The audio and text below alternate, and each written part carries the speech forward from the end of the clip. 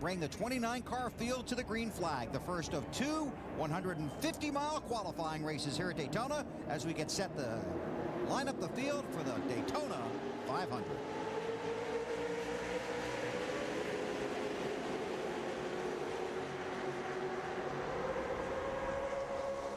Jeff Burton's teammate, Clint Boyer in the 07, giving a great push to Dale Jarrett. Kurt Busch drops down to the bottom behind Elliott Sadler in that 38 car.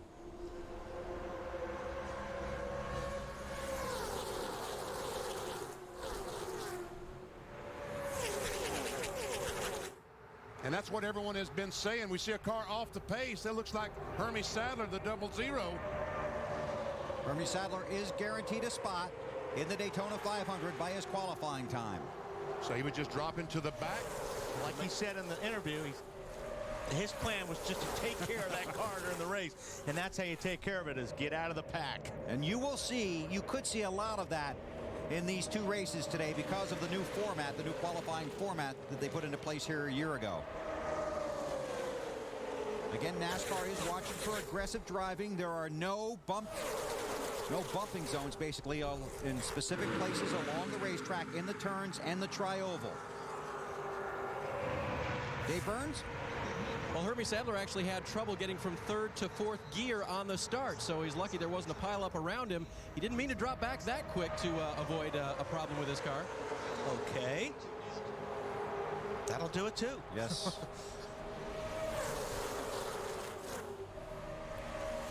Jeff Burton in the 31 car, Dale Jarrett in the 88. Good crowd here at Daytona this afternoon, 200,000 here on Sunday. The cars in yellow on the ticker at the top of the screen are the drivers that must race their way in. Now, Bill Elliott and Hermie Sadler are already guaranteed a spot in the Daytona 500. This race will determine whether they get in by their finish position in this race or use their time from qualifying. A lot of guys hoping that Sadler and Elliott race their way in. That would open up two more positions based on time. Brian Fickerson, in his interview, talked about going to the middle. He's trying his best to get to the middle. A lot of drivers marveling how fast it is in the middle of 3 cars wide. Marty Snotter. I talked to Elliott Sadler this morning in the bottom lane there, Bill, and he told me that the bottom was very rough on this racetrack. He said, I would like to stay down there because I think it's a faster way around, but it's so rough, it's hard to keep your car down there, Alan. Well, Kurt Busch getting his first racing laps for Penske Racing on the speedway right now under green flag conditions. His crew chief, Roy McCauley, told me they have 2 goals today, or 2 priorities, really. The first one, finish this race in the top 5, get a good starting spot for the Daytona 500. The second priority, finish the race with the car in one piece. And it's still early in the race. The tires are still good, so really you can pretty much run wherever you want on the racetrack. As the tires start to wear, as you start burning off the fuel, that's when your car starts reacting, whether it'll start pushing or being loose, and that's when you'll have to start changing lanes to try to find the place that your car likes the best. I would imagine Kurt Busch has to be one of the most excited guys here at Daytona. This is his first race since a 10th place finish at Texas last year. Did not compete in the last 2 races of the season for Roush Racing. You know he was excited about getting back in that car. Alan? And not only is he excited about getting to race again, Bill, this race team is excited about having him. They went testing together 5 times in the month of January. So Kurt and the crew chief Roy McCauley, they've gotten to know each other quite well. This team thinks they've gotten one of the best drivers in the sport behind the wheel for this year. Dave? And Alan, everyone's been talking, finding the line that you like. For Clint Boyer, it's about getting your car to be able to go there. He talked to us in the interview a little bit earlier about drivability in his race car. It was a car that didn't want to turn well when he wanted to choose a lane. So that's something they hope they've corrected. So far, Clint has stayed in line, so we don't really know. But when it's time to pick a line, hopefully Clint's car will go there. Matt? Dave, earlier in the show, you heard Carl Edwards in the 99 talk about how important it is for the spotter, his role in keeping his driver out of harm's way, but also helping him up through the pack. He came on the radio moments ago, and Carl said to Bobby, keep me abreast. If they make a run, if people start to pull out, he says, don't worry, no one is getting antsy right now, moving around. Everyone is just staying in line.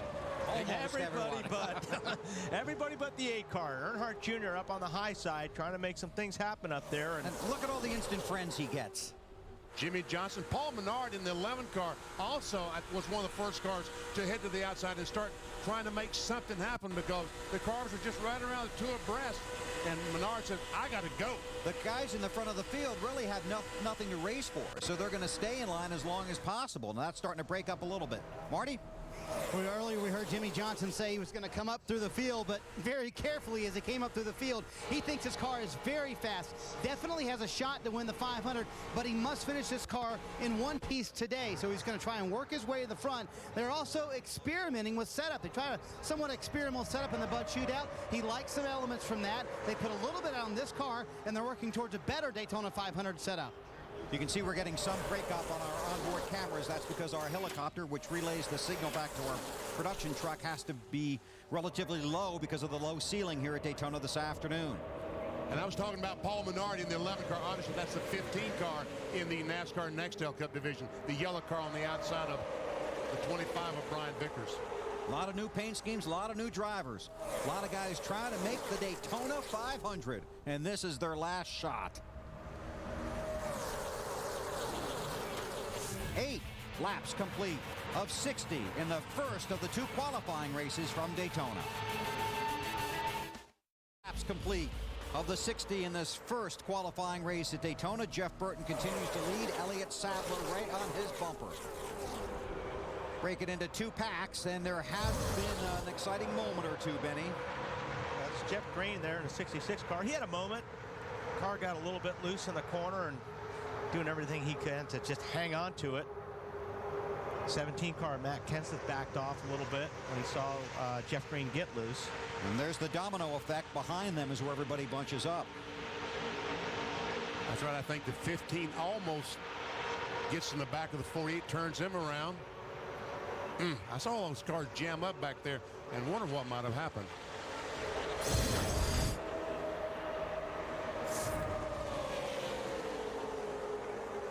"13 laps are complete." Alan? Well, Bill, as much on the leader as it is the leader working with the car behind him. Jeff Burton in the 31 radioed to his spotter, Rocky Ryan, a minute ago to ask Elliott Sadler's spotter how his car was performing. If he needed Burton to do something different in the corners, he would continue to work with him.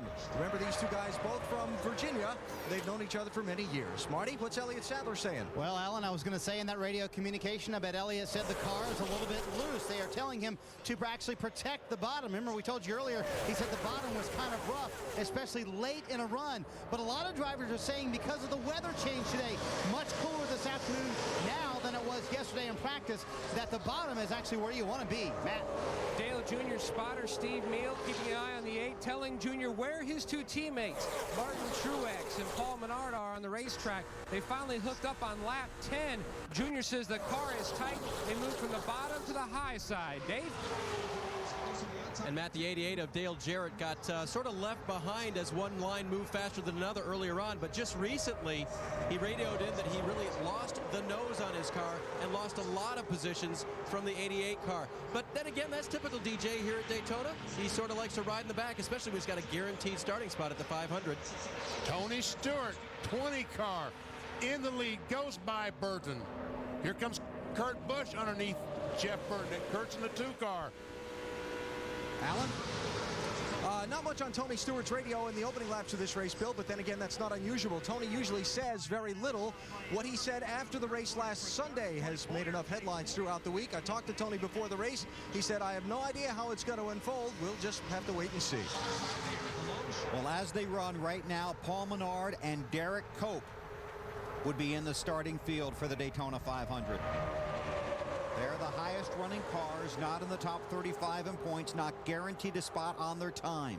It's a bright yellow car, number 15, and I think Cope is right behind him. And I think Skinner is right on the inside of him in a 23 car. And like you talked about earlier, these guys know where each other are running. They don't care about where everybody else is in this race.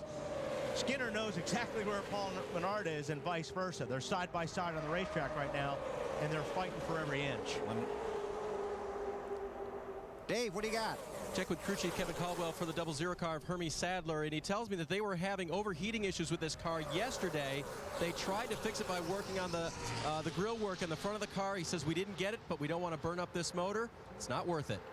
And while the last time by, Skinner got by Menard. He currently is qualified for the Daytona 500 if he can just stay there. That's Skinner in the 23 car. This is back about 15th. Skinner in 15th. Menard 16th last time by. But this time it may be different when they cross the line because Skinner's dropped back a little bit. So as they come across the line, they'll score different this time. And that's what it means. You have to come across the line first. Alan? I just talked to Bill Davis, the team owner for Mike Skinner in that 23, Wally. Asked him about the throttle sticking problem. He said it's intermittent. It's actually still there from time to time, but they're going to keep running anyway and see what happens.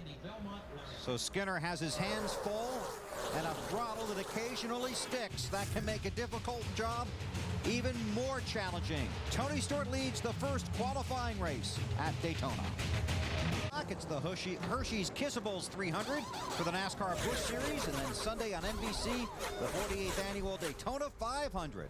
Big racing weekend, first one of the year, coming up TNT Saturday and NBC on Sunday. We got some trouble way back here with Paul Menard. He has dropped all the way back to the back of the pack right there. You see him right there. So this is not working out the plan for that team. He's being followed by the 49 of Brent Sherman. At least he has some help back there, but it looks like they're going to lose the draft. I want to point out that Hermie Sadler, even though his car was pushed back to the garage, is locked into the starting grid for Sunday's Daytona 500 by virtue of his qualifying time. Matt, an update on Paul Menard. Now, Paul Menard said earlier that he could really only run the high line. The car was starting to go to the tight side. It has gotten too tight. Now he just came on the radio and said he feels like he may have a tire going down, but he's not sure. Just trying to diagnose the problem, trying to ride it out here, hoping for a caution. There's a huge experience for Menard, running a Nextel Cup in a restrictor plate race. Again, the names in yellow at the ticker. The first two will qualify for the Daytona 500. Right now, that would be Mike Skinner and Kevin LePage. But that's changing just about every lap. Yes, it is. And we expect it to change all the way to, and they'll definitely be battling on the last lap. I guess our cameras will be following the leader on the last lap, but I think I'll be watching that battle for the position to qualify for the Daytona 500. Jeff Burton in the 31 started on the pole. He slipped back in the field. Allen on Jeff Burton. Yeah, Bill, remember Jeff Burton told us before the race that the reason he wanted to run this race full out was to find out what he needed to know for the Daytona 500 on Sunday. At least found out when he got back in traffic out of the lead, the front end of his car's lost grip. He can't turn like he needs to. Dave? Alan, Kevin LePage trying to pull off what he did last year, get himself into the 500 by racing his way in that 61 car. Right now the car is just a little bit tight. Crew Chief Greg Connors said they want to maybe make a wedge or an air pressure adjustment on the car to adjust it to make it turn a little bit better for Kevin to help him race his way in this year. That's Kevin in that green stripe car, the 61. He's trying to catch Mike Skinner in the 23 and Derek Cope in the 74 car. That's Derek Cope directly in front of the 88 of Dale Jarrett. So he isn't that far away, but this could be a long ways. And this field is really starting to get spread out. Well, maybe see some strategies starting to pit up. Yeah. You got a guy take two tires if you're looking to get in. If you're one of those guys not qualified, You're going to have to. yeah.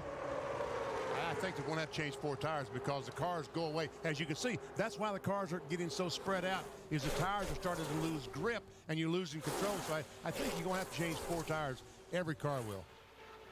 Except for the desperate. I'm going to say, I'm going to disagree with you, BP. I don't think everybody will take 4. We'll see. You're a driver. You always want 4. Well, yes. Marty? Brian Vickers on your screen right there, that red, white, and blue car, the number 25. He said he was free for a little while, and what he did was he actually turned off the fans that blow on the tires, and that made the car tighten back up for Brian. We're about 8 laps from pit stop, guys. And these right front tires on these cars, there were some issues with those in practice. Some cars, 30, 33 laps, tires were worn out. Pit stops are coming. We'll step out. If anything happens, we'll break back in. Pit stops coming up in the first qualifying race at Daytona. 27 laps are complete, and for Paul Menard, the dream of racing in the Daytona 500 has come to an end. Right front tire gone. Yeah, he talked about he felt He lost the handle of the car. He thought he may had a tire going down. Well, the right front exploded. And he did make contact with the outside retaining wall, so it's a lot more than a front tire there. We see Paul Menard going to the ambulance to go over to the care center to tell him he's okay. NASCAR requires that trip to the infield care center. If you don't stay with your car as it comes back to the garage. Or none of the drivers would go. Exactly right. No matter what. I saw Mike Wallace talking about that in truck practice here the other day. Said it took him longer to get to the care center and back to the garage, and he didn't even hit anything. All right, pit road is open. I expect to see every car on pit road changing 4 tires. Tony Stewart leads the parade to pit road. Marty has Elliott Sadler second in line. And second in line on the racetrack, Bill, and he said he's a little bit tight in the center of 1 and 2, just a little bit. They're going to go up half a round on the track bar, half a pound in both front tires for Elliott Sadler. Dave? Lots of room for Matt Kenseth to make his pit stop 4-tire change. A little less air pressure in the left rear tire. Car's a little tight, Alan. Tony Stewart asked by crew chief Greg Zipadelli if he wanted anything done to the car besides 4 tires and fuel. Tony said, no, that ought to do it. Matt? Alan, the change in weather blank having for a lot of guys handling, including Carl Edwards, his car tight but not as bad as some others. They've already made a chassis adjustment and an air pressure adjustment to try to fix that. He's down and away. Is that Denny Hamlin? Someone missed their pit stall, I guess. I was trying to see who it was there, Benny. I couldn't quite tell. And I think Junior in the 8 car had some major issues they needed to address because he was falling back from the lead pack. Yeah, his car was pushing or tight, so he was having a hard time.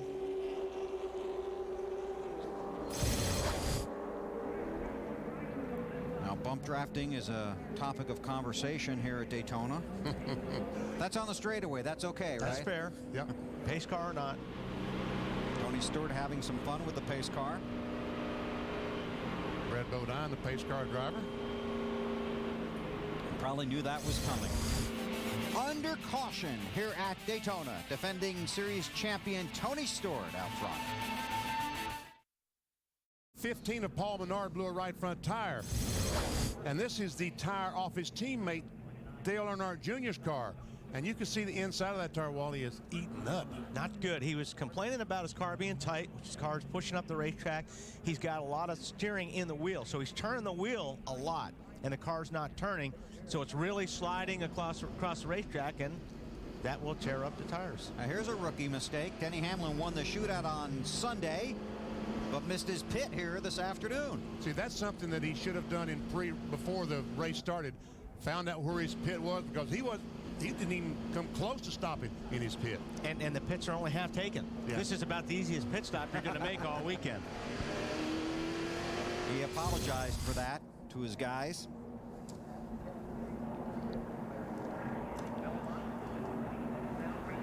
So he had to go around and come back to pit road. Elliott Sadler won the race off of pit road ahead of Tony Stewart.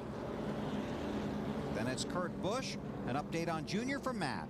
Bill, you saw moments ago the considerable wear on the right front tire that came off Dale Earnhardt Jr.'s car. Now, Tony Eury Jr.'s crew chief made wholesale changes, wedge, track bar, air pressure adjustment, trying to free this race car up. Jr. said before the pit stop it was all he could do to keep it off the wall. He was up so high, and so just had absolutely no grip.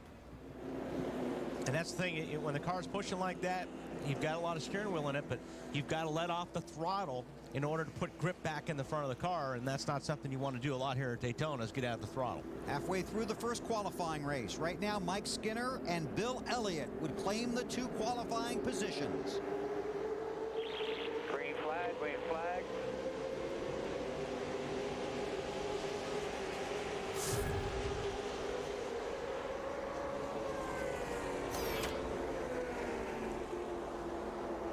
We watch the field get up to speed and check with Marty. And Paul Menard has just come from the infield care center. I can't imagine the emotions knowing you're going to miss the Daytona 500. Yeah, it's too bad. The car was awesome there for a long time, and it started getting really tight, really tight, and we finally just lost the draft. I don't know if we had a slow leak. I think it just tightened, wound up blowing the right front tire, going through a trial. That's the way it goes. It's too bad. But we got a hell of a race car and a Busch car, so we'll give the Pittsburgh Paints Menards Chevy up there. Said he knew a tire was going down, but there wasn't much he could do about it. Especially in this situation. Yeah, you can't come in. I mean, you can come in and change it, but you've lost the pack. You're going to go a lap down, and then you're out there just riding. So you sometimes got to roll the dice, and that's what they did. Tony Stewart out of line. Wow, look at Busch. Kurt Busch. He's going somewhere. Alan? Tony Stewart just called in. He's got a big vibration when he turns the wheel on the car. They're getting the pit crew up on the wall. They may be bringing him in to replace a tire. How many times do we see a pit stop and a wheel left loose? And this is the result. And he gets a break because there is some rain on the backstretch. NASCAR has thrown the caution flag. Field is frozen. 18 scoring loops around this 2.5-mile track.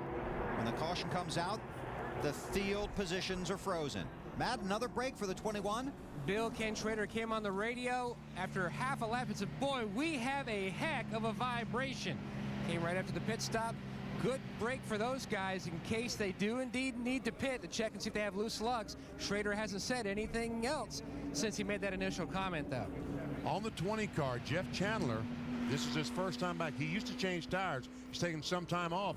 But our Joe Hussey, the normal front tire changer, had an operation or something, so he's going to be out for a couple of months. Jeff took over, so Jeff, got to get him tight.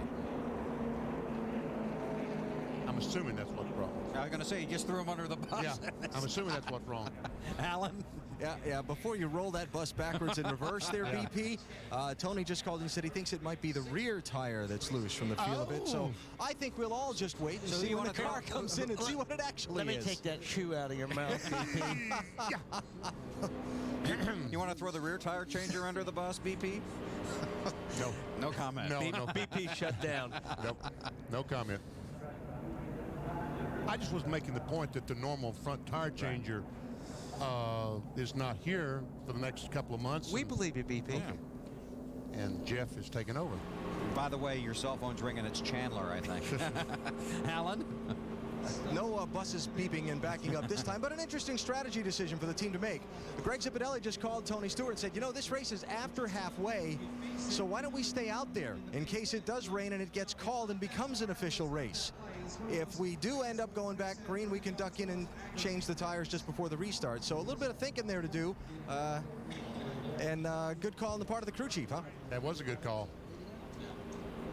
Pit road is closed right now. I guess they're going to red flag. They're going to bring the field down pit road and park the cars. We were delayed by rain. It is raining again here at Daytona, the first of the 2 qualifying races for Sunday's Daytona 500.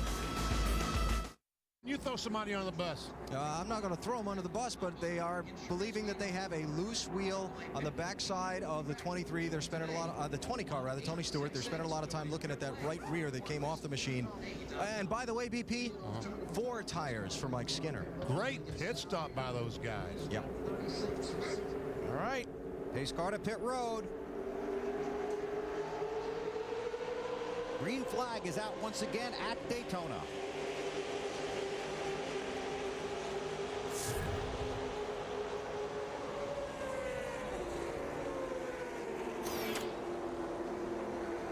Boy, Elliott gets a great start. That may be trouble when the rest of these guys get up to speed and line up. Yeah. Because you don't want to get too far ahead because the rest of the guys can basically slingshot by you. Right, all these guys behind him can have a lot of momentum. There's a bunch of those cars from Jimmy Johnson in the 48 back, but we'll see if he tries to make a pass. If he's got the momentum when he gets to Kurt Busch in the 2 car, well, he'll swing high and see if he's got friends go with him. And that car in 4th spot, that green car you might not be familiar with, is Sterling Marlin. And speaking of Sterling Marlin, Dave has a story. I got a story to tell you, BP. It's actually a good story about good tire wear for Sterling Marlin. Crew Chief Doug Randolph told me no issues with their tires when they came off. And in fact, near the end of the run is when Sterling really likes his race car. He says 20 laps on the tires, this thing can really pass on the outside line. Look for that late in today's race and maybe Sunday. Marty?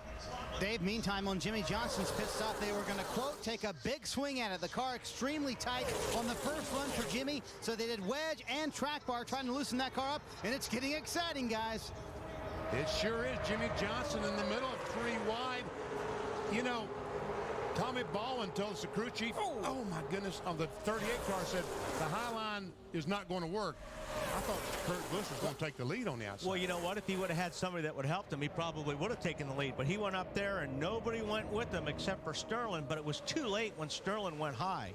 And now he's falling back all the way to Jeff Green in about the 10th position, talking about the 2 car Kurt Busch. That's Johnson in the 48 in the middle, Dale Jarrett in the 88 on the inside. Elliott Sadler continues to lead, Jeff Burton second.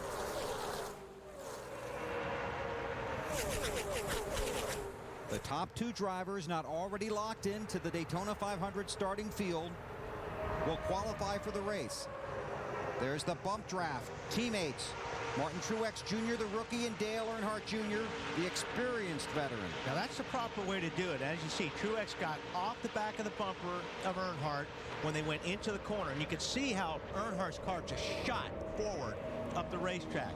That's the proper way to do it. Tony Stewart back there in the 20 car after pitting for that vibration before we went back to green. And there you see right behind Kurt Busch was the 36 and 23, the 2 cars that are currently the top 2 non-points cars. That race goes on about 13th. This off the bumper of Junior's car, looking back at Truex.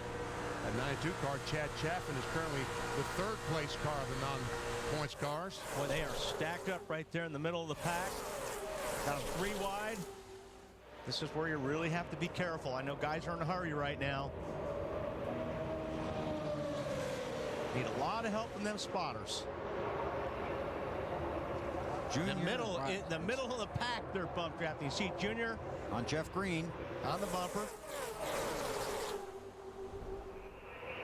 And Kevin LePage in that green car is in the middle behind Tony Stewart, trying to go by Mike Skinner for that last spot, qualifying spot.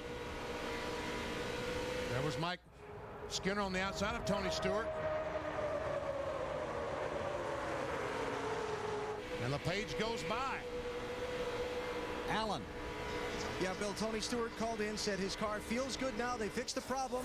And then he said, sit back and enjoy the show, boys. This should be fun.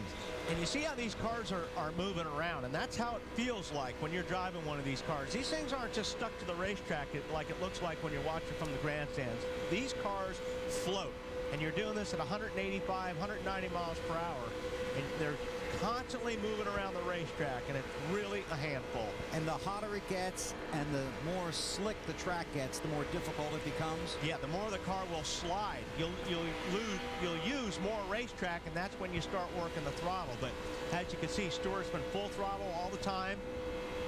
We'll watch him going into the corner. Sometimes he'll just drag the brake a little bit. You don't want to get off the throttle. You'd rather just drag the brake.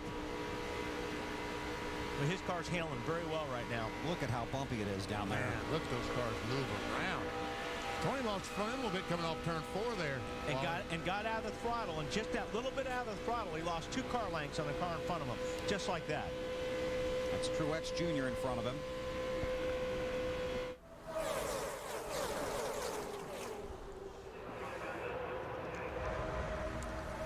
Boy, Bill Elliott lost several positions, fell back to 22nd.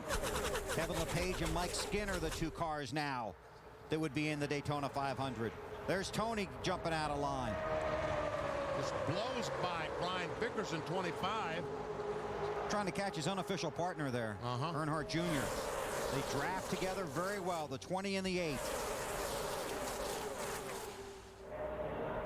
Coming around a complete lap, 43 of 60.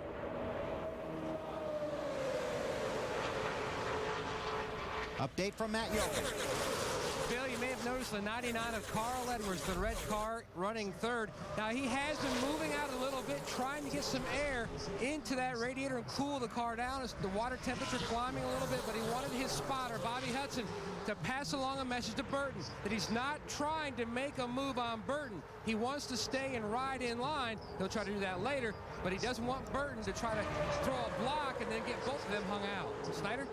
Well, Matt, meanwhile, up front, Elliott Sadler has exactly what he wants to see in his rearview mirror. Single file racing behind him, lining up behind him. Jeff Burton right now, he said he wants those guys to kind of pull away from that other pack, and he wants to try and win this race. Tommy Baldwin on the radio, almost every lap, protect that bottom line. The better your finishing position in this race, the better your starting position in the Daytona 500. That's what the guys already locked into Sunday's starting field are racing for right now. A better starting spot and a better pit stall. Kenny Schrader, that 21 car, saw that line of cars coming on the outside led by Jimmy Johnson. So he dove out there trying to get in front and see if they could push him to the front. Let's see if it works. Casey Kane in the 9 in the middle there. Oh, Junior got squeezed down there. He went to go to the middle, and that opportunity closed. In a hurry. But obviously his car up to this point is working better, because if his car was really, really tight, he wouldn't be able to drive that car like he is right now. So perhaps they went in the right direction on those changes in that last pit stop. Matt Kenseth in the 17 with Junior right behind him. Kurt Busch in the 2. Truex Jr. in the 1 behind the 8. Those are teammates. If your car's tight, DP, you don't want to be in the middle very long. Kevin LePage and Mike Skinner would be the 2 drivers racing their way in. 15 to go.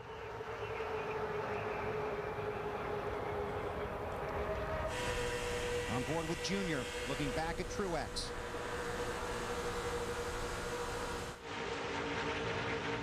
Sterling Marlin on the high side. He's got a little bit of company up there. Schrader can get up there behind him. Once again, he looked up and saw those cars coming and said, hey, I think I'll try the outside. Worked his way in front of Carl Edwards. Kind of hung Schrader out to dry on that move right there. If he would have stayed out there a little bit longer. Now Schrader gets up to the bumper, and Sterling saw him coming, looked in the mirror, said, boy, Schrader's got to run. I'm going to pull out in front of him, and hopefully he'll push me to the front. Dave Burns. I remember, guys, I told you earlier that 14 loves the outside line late in the run. As for the 88 of Dale Jarrett, his car was having trouble turning earlier in the race, and he was pulling a typical DJ, sort of laying back. Talked to crew chief Slugger Labby, turning much better now. Car is drivable, and DJ in the mix.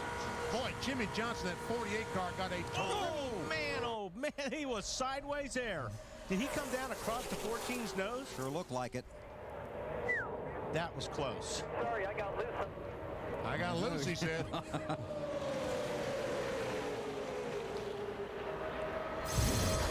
Here it is. 48. Yeah, he just got tapped a little bit, but Good job by Matt Kenseth in the 17. very close racing here. He thought he was clear, and he drove down on top of the 14. The 14 was there. Good save and a good job by Sterling for backing off just a little bit to let him regain it.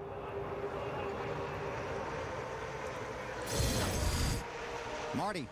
Well, guys, we missed what started all that. He came on the radio, said he got a huge push from Matt Kenseth, and that made him loose going into the corner, and that's not what he was expecting. Great save, though.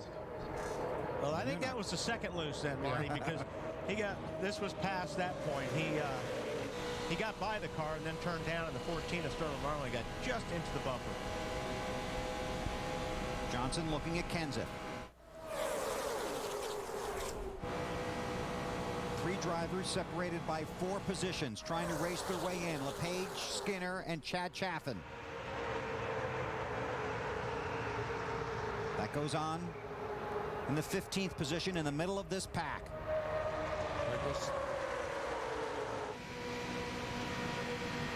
On board with Kenny Schrader is Kenseth trying to get by that Sterling Marlin, closing up on the back bumper of the 21 car. Casey Kane there on the outside, the 9 car. Shown in the 8th spot right now.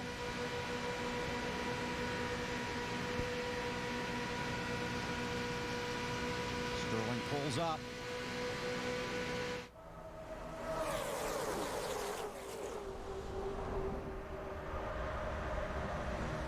Sadler continues to lead. Jeff Burton runs second.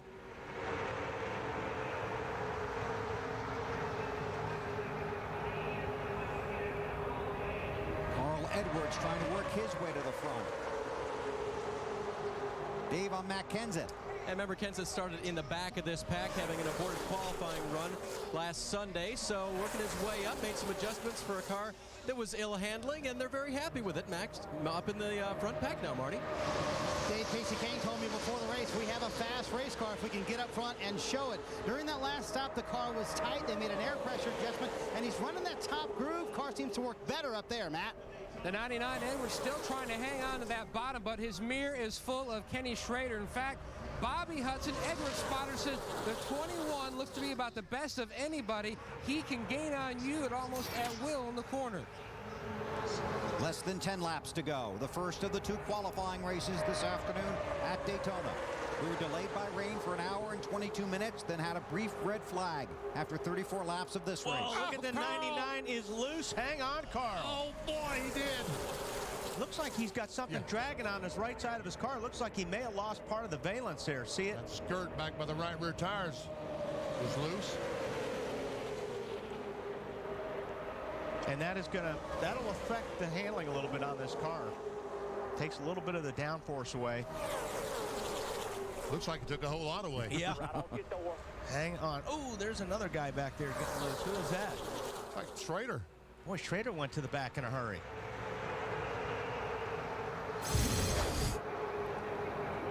Watch this, folks. Watch that 99 car.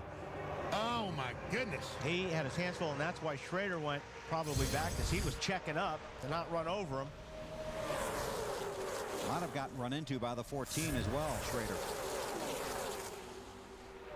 That's one of those you can't put your hand up because you got both of them on the steering wheel saving the car. Holding your breath, one eye closed. 8 to go. Jimmy Johnson, that 48 car, looks like he says, let's just try to win this thing. The closer you get to the finish, the more racy these guys will become. Kevin LePage has worked his way up to 13th. LePage has a good chance to race his way in right now. Meanwhile, Skinner and Chad Chaffin are battling for the final spot.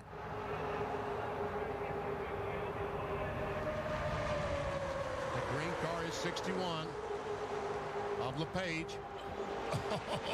Man, Brian Vickers in 25 slides up the track a little bit. Dave on LePage. And part of his frustration lately has been tucking in like that right behind Brian Vickers, overheating on this 61, so he's had to breathe the car out a little bit to get clean air in there. Now he's in a position to keep this race, and believe me, he's going to stay back there, Alan. Mike Skinner fighting tooth and nail with Chad Chaffin for the final transfer spot in this race. His team keeping him posted on where he's at, telling him he's got to be in front of that 92 car as these laps wind down. That black and blue car is Chaffin. Oh! Now, watch it, boys. You cannot pass below that yellow line. And you got to be careful. You can't force somebody down there either. And Skinner goes by LePage. Skinner in the 23. Kevin LePage in the 61. They need to race their way into the Daytona 500. Tony Stewart on the inside.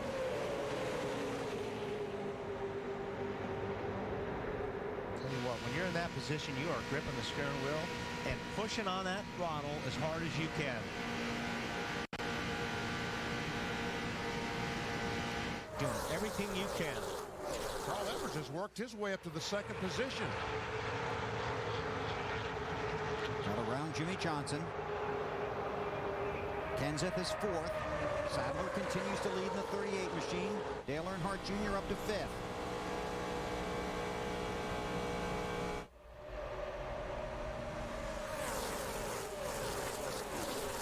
Skinner trying to move forward. And LePage had to back off going in turn 3. These guys have allowed Chad Chaffin to get within a couple of car lengths of them.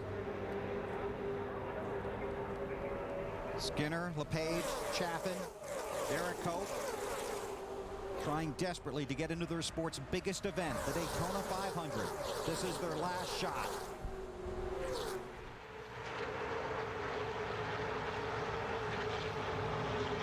Sadler continues to lead. It's the 61 of LePage. Looks like that overheating might be affecting the horsepower that car is putting out. Ducks in behind Schrader. And I believe something has happened to Chad Chaffin's car. Falling back to 22nd. Yep. Slowly drifting the wrong way.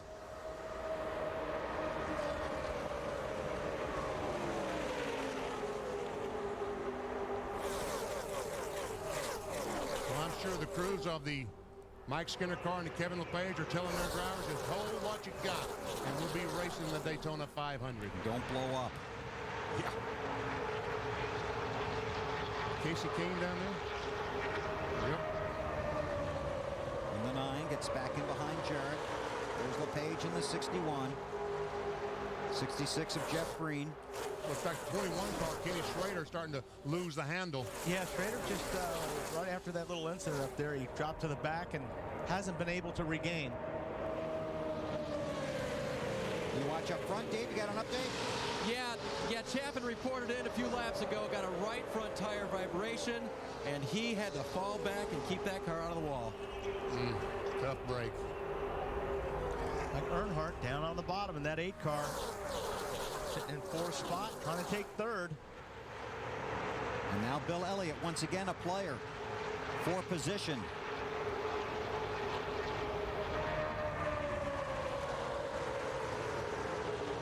Some help on the bottom. Now, if these guys all line up on the bottom, they will get to Earnhardt, and they will catch the front too, but they're going to have to do it in a hurry. Allen. Hey, just an update on Bill Elliott. Remember when he dropped all the way to the back? Bill told me just before the race, the one thing they could not afford to do today was to bend up this race car. It's much better than their backup. He wanted this car in one piece. He never said anything on the team radio. I think he just wanted to ensure that it would stay in one piece. Oh, someone hard into the wall on the front stretch. Probably Chad Chaffin. Yep, that tire finally blew. I'll say it did. Caution is outfield is frozen. You could hear it explode.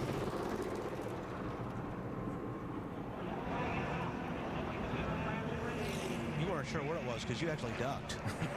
Somebody after you. Well, this is not what Kevin LePage and Mike Skinner wanted to see. A green-white checker finish to this thing. With a lot of desperate guys right behind them who might stop. Derek Cope, Larry Foyt. Might. Will stop. I would be stopping if I was behind these two guys and I need to get in front of them. Definitely would be putting 4 tires on that car. Okay, here's a wide shot. What's happening here? No, there's Debris. debris. Oh, look at all the. Oh, no, a they crash. ran into each other. Jarrett is around. I think it was Sterling Marlin in the 14 car may have run into Jarrett, but everybody stopped because they saw the debris. Heavy damage to Sterling. Allen? Looks like just that. They were checking. The guys at the front of the pack started stepping on the brakes because of the metal debris in the middle of the track and not wanting to run over it. And by the time that chain reaction got 5 or 6 cars back, they were running into each other and spinning out. Wow. And there's some of the debris on the track. And see, when a car hits the wall that hard, see, watch these guys start trying to dodge the debris. And Elliott Sadler, the leader, says, now which way do I go to avoid all this debris? Because I don't want to stop. I don't want a flat tire. And Sterling just runs right in the back of Jarrett. Almost got Tony Stewart. I don't understand that, because normally the spotters will tell the drivers, hey, stay low or stay high or do this or do that. They're the ones telling the drivers where the debris is. So I'm not sure why everybody was so spread out when they came to the debris field. Tony to the grass. On board the UPS Ford of Jarrett. Watch this go round and round. And listen. He just slowed down and then he gets rammed. Watch your back, God! Wow. And when those tires explode, I mean, that takes some sheet metal with it too. It takes a sheet metal also when we see Chad Chaffin coming off and that right front tire just explodes.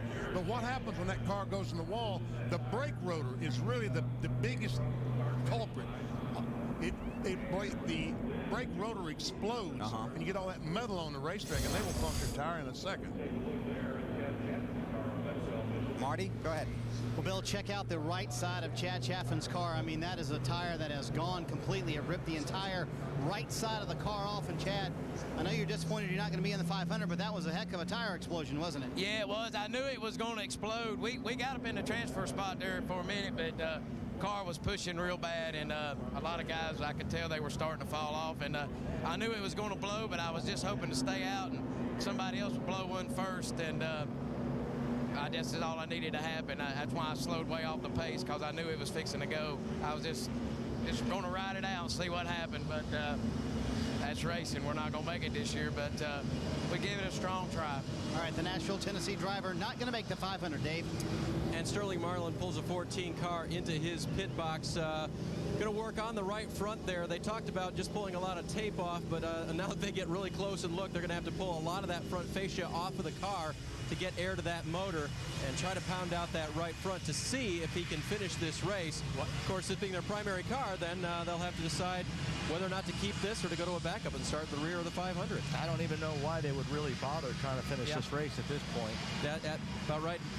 They have a guaranteed spot. Put it back in the garage and start working on it. Yeah.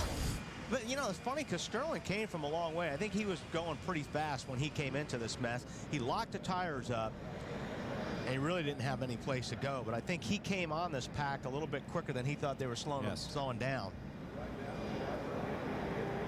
Because the field was already under caution. Yeah, but that's what I understand. I mean, usually that's really important on the spotters to tell you what's going on in a situation like that. Because they'll jump on the radio and say, hey, blew a tire and hit the wall on the front stretch. Yeah, debris everywhere. Debris everywhere. Stay on the bottom or whatever. All right, we're under caution here at Daytona. Going to be a wild finish in the first qualifying race, and then another one to come. Flag after that. Elliott Sadler continues to lead. Kevin LePage, Mike Skinner, Derek Cope.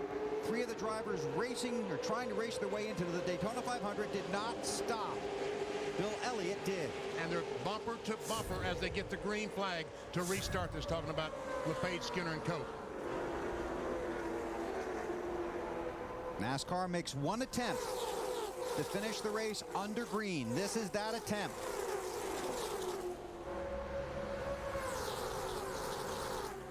The first of the Gatorade duels, heading for the checkered flag. Less than 2 laps to go. There we see Cope in the 74 car. He now has the 23. Skinner is now second behind LePage.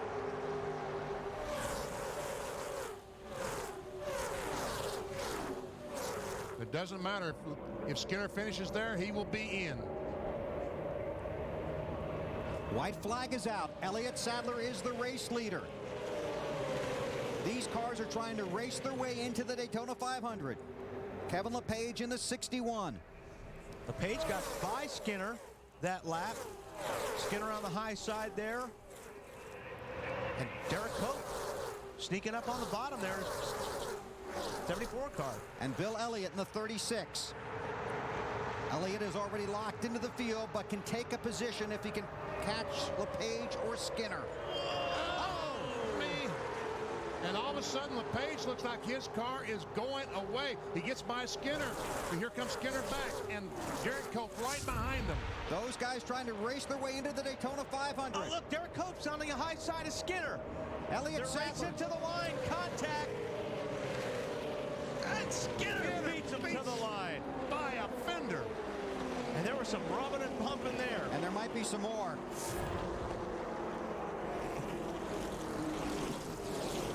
Wow,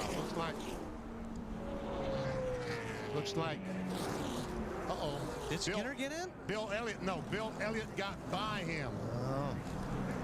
It's LePage and Elliott. We got to go through inspection, okay? So you got to top it off with fuel. They're going to make you top it off, but let's get ready, they'll think.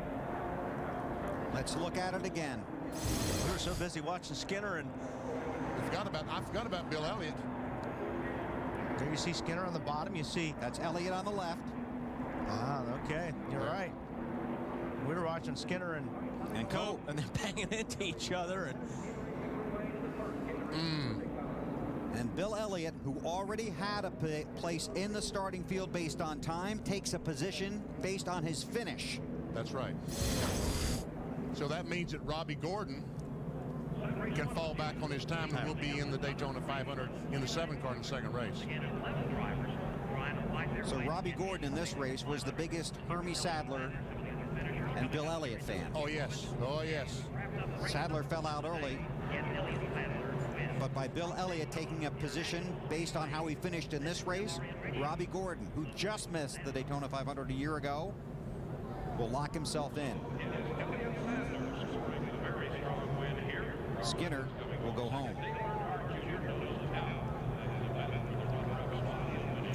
And by the way, did we say Elliott Sadler won the race? Yeah, I did get that in. Okay. For a long time, fans have talked about how this is one of the best days of racing of the year because you get to see all the stars. There's a lot of drama, a tremendous amount of pressure. The pressure not so much what it used to be before they went to the top 35 being locked in, but it's still a fantastic day of racing and guys trying to earn the biggest ticket they can get, a trip to the Daytona 500. Unofficial results now. Elliott Sadler wins. Carl Edwards Jr. worked his way up, had to start at the rear of the field after an engine change. Jimmy Johnson started at the rear of the field because of an infraction after his qualifying time was disallowed. Matt Kenseth had to start at the back of the field after he lost a tire in qualifying. Kurt Busch in his first run for Penske. Jeff Burton will start on the pole despite finishing 7th today. Then Stewart, Denny Hamlin, Martin Truex Jr. Jeff Green, Ken Schrader, Dale Jarrett, Kane, Sherman, all in the Daytona 500. Kevin LePage and Bill Elliott raced their way in. Skinner, Cope gets shut out. Along with several others. Larry Gunzelman, Larry Foyt, Andy Belmont, Randy LaJoy, Chad Chaffin, Paul Menard will not be in the Daytona 500. And NASCAR has asked Sterling Marlin, his crew chief and car owner, to visit them in the NASCAR rig in the garage after the race. To victory lane in Allen. And Elliott Sadler. Anxious to climb out of his machine after a little overtime in a 150-miler. Elliott, congratulations, back in victory lane at Daytona in this race for a second time. That's a great feeling. My guys have worked so hard this offseason. Tommy has really come in and changed his whole attitude of this race team. I just got to thank all the associates, the M&M Mars. They've been behind us 100%. We had a tough season last year. They didn't get down on us.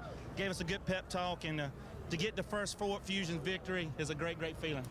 You got the lead on the pit stop back at lap 28. How difficult to keep all those guys behind you from there? It was pretty difficult, but you know, we've had the best pit crew in the garage, I think, the last couple of years, and they showed it again today. We had some great race teams in our race today, and we beat them all out pretty handily. So this win goes to the guys on the crew. They've worked so hard this offseason, a lot of lifting weights, a lot of practicing.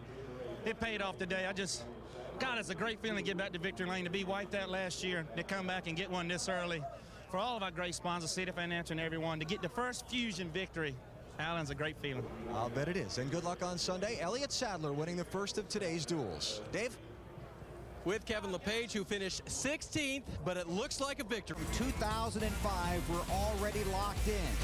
That includes all of these guys because Martin Truex Jr. had the points from the 15 car. And all these guys will start on the inside row of the Daytona 500. You go back to 16. Kevin LePage raced his way in. So he's in the Daytona 500. Also, behind him, Bill Elliott raced his way in. Those are the top 2 cars, non-top 35 cars, so they're in. Mike Skinner is eliminated. Derek Cope is also out.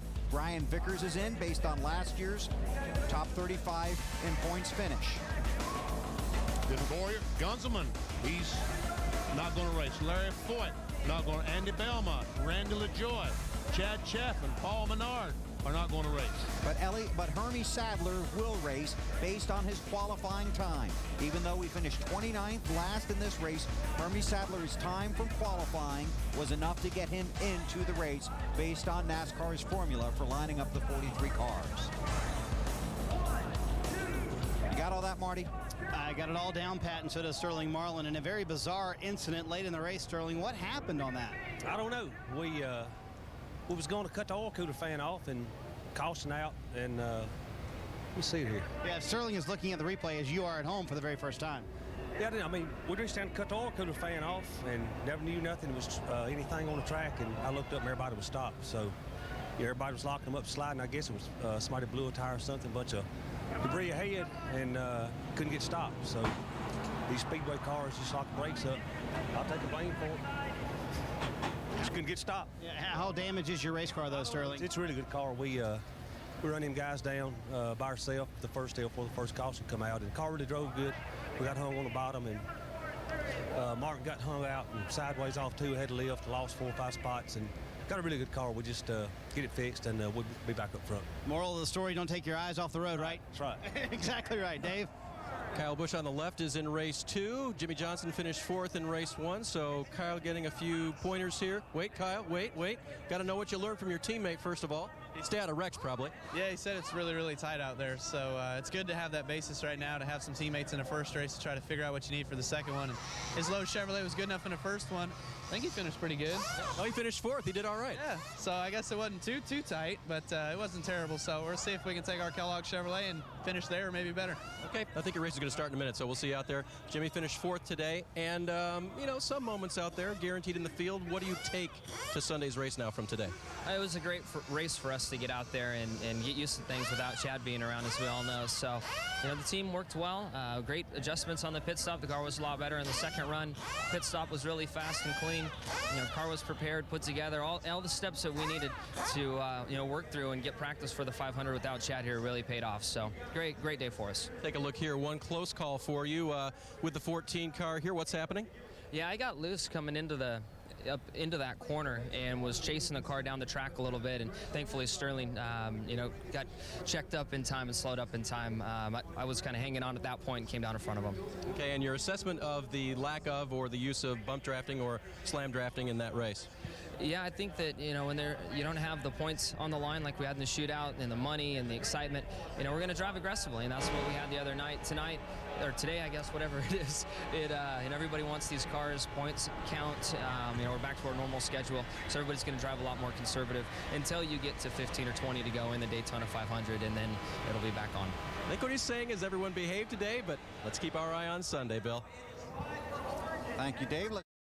It really is an unbelievable anticipation getting ready for the green flag. You saw those people. It's just a reflex. You stand up for the start of one of these races.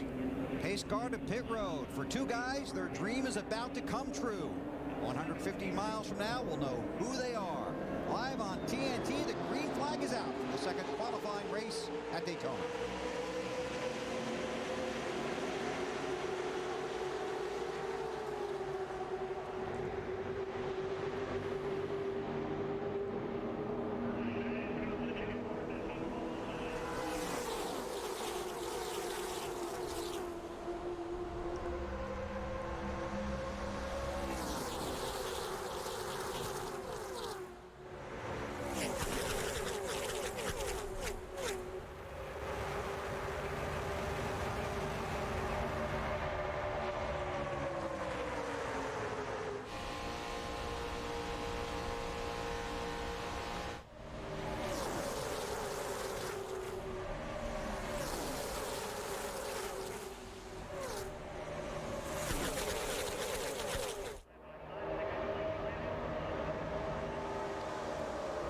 Take these cars about another half a lap to get up to full speed because they do run restrictor plates here at Daytona, just like Talladega. I thought Bobby Labonte in that 43 car was going to lead the first lap of this qualifier.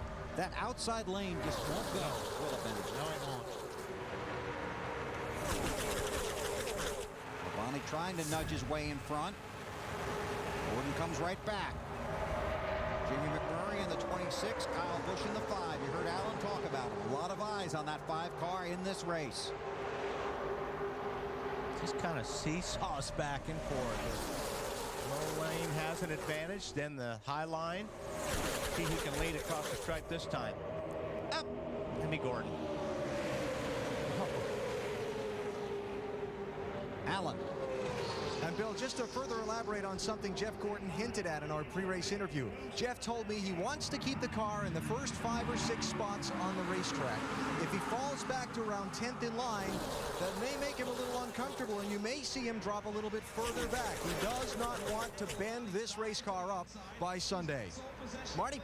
The 43 is up front at Daytona. How about that? Bobby Labonte has now taken the lead. Bobby told me before he climbed in the car, you know, even though we qualified well, we're going to surprise some people with how well we will race in this 43 car. We are a threat to win the Daytona 500. We're here to prove something, and they're leading right now. Talked to Kyle Petty earlier in Speed Weeks. He said he expects this 43 team to win this season with the former champion Bobby Labonte on board. Man, that is so good seeing Richard Petty and Kyle's car up front at Daytona. It's been a long time, Wally. Yeah, those guys have struggled for a long, long time. And it's good to see them put the right people in the right place, and that's how you make magic in this business. Robbie Loomis coming home to Petty Enterprises.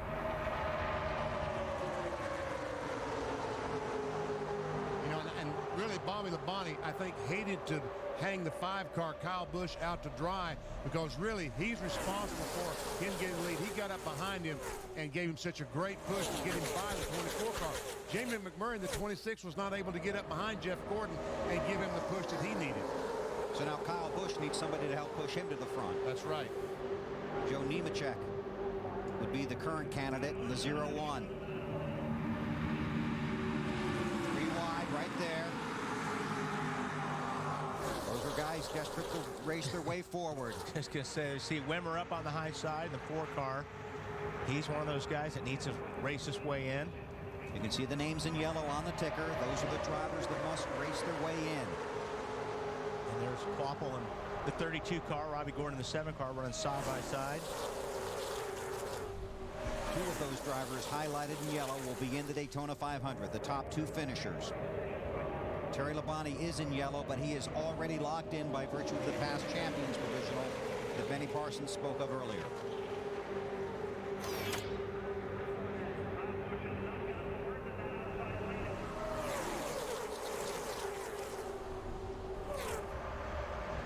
Robbie Gordon is also in yellow, but he is locked in based on the finishing order of the first qualifying race. He and Travis Quapple, the 32 car, they will start regardless what happens based on their qualifying speed. But they want to start as far forward as they can in the Daytona 500, and they can do that by finishing well in this race. And if they finish first and second, that opens up other positions, 2 other time spots. Allen on Robbie Gordon. Yeah, Bill, this Speed Week's so important to his team. Robbie Gordon's race team was brand new 1 year ago. They came to Daytona and did not make the 500. They also had an engine supplier a year ago that was new to Nextel Cup racing and frankly struggled to get things going. Robbie was not guaranteed a starting spot because he had so many races he didn't finish, 9 engine failures, 5 wrecks last year. He needs to get this season off on the right foot, get into the top 35 in points so he doesn't have to sweat like this anymore for the rest of this year. Oh, here comes Jeff Gordon down the middle. No, he's going to follow the 5-car and put Kyle Busch in front. Those are go with his teammate. That's right. And the 0-1 car, Joe Nemechek, uses Hendrick power. So 2 Hendrick Motorsports drivers in that high groove, followed by the 0-1 of Nemechek.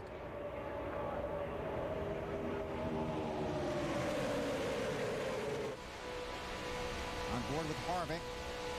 Mark Martin in the 6, Robbie Gordon right behind him, the Jim Beam Chevrolet. He found his teammate, or the fellow he was going to work with, Kevin Harvick. He's right behind him.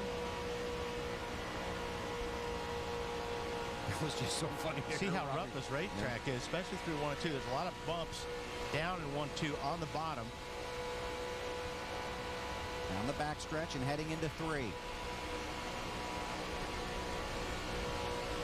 Everybody giving a lot of room to each other so far.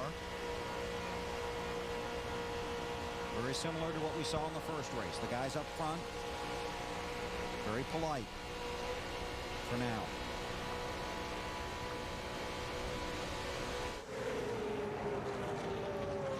Kyle Busch out front. The second qualifying race at Daytona, live on TNT.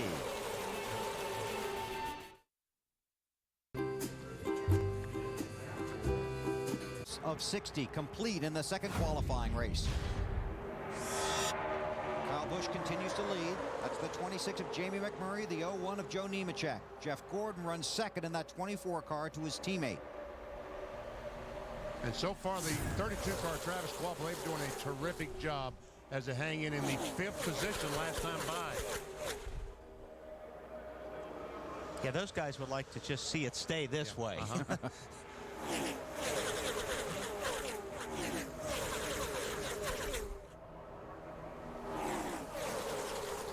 Now we're going to start getting to the point where these tires have been run hard long enough. The fuel's starting to burn off. The handling will start coming into play here. The last time it was about 15, 18 laps, and we started seeing some big changes with these cars. Marty? VP in the middle of that second pack. Mark Martin in the 6 car right there. So the top line is actually a little bit better than he thought it would be right now. 205 on the water for Mark. So that's a little lower, I think, than they would actually like. But Mark is just trying to hang in there and catch as much draft as he can. He has never won one of these dual races. He would love to do it today. Matt? Already about 4 rows up is his teammate, the 26, Jamie McMurray. Now, I told you earlier what Jimmy Finnegan's crew chief said. They've been battling tight most of the weekend. The good report, he just said the balance is really good, just past the lap 13 mark. AB? Yeah, Joe Nemechek having a pretty strong run. You see him up there in that outside lane, hanging around toward the front. Was as high as the 3rd position in the scoring a little bit earlier. His crew chief Ryan Pemberton feels like they have a really solid car for this race. Just want to hang around the front, keep it clean, get to the pit stop, and see where their handling's at. Marty? And Alan right behind him trying to pass him right now is Kevin Harvick. And they didn't say much when Robbie Gordon came up. They just said, there's your drafting partner. I guess the deal is working so far between Harvick and Robbie Gordon. Right now, Robbie Gordon and Travis Quapple in that 32 car, Robbie in the 7, are the highest running cars of the guys that would have to race their way in. Both those guys are already locked in by virtue of what's occurred today and Quapple's qualifying time. So that'll open the door for guys deeper back in the field. But currently, as they run now, they would start in the 6th and 7th row. If they fall out or have trouble, have to revert back to the speed, they go back to the 20th row. Correct. There's a shot looking out the back of the 29 car of Kevin Harvick. Going into turn 3. Look at the nose of the car on Robbie Gordon's. It's just tapping the racetrack through the corners. That's how rough it is. Remember when Paul Menard crashed out of that first race? His chances of making the Daytona 500 were mathematically incredibly long. But if the race ended right now, he would be in. If these two guys got in on in the finishing position rather than speed. How about that? Who would be the other car? Kirk Shelmerdine. Kirk Shelmerdine. Huh. So right now, somewhere, Paul Menard, if he's paying attention, is watching this race, and he is the biggest Robbie Gordon, Travis Quapple fan on the planet.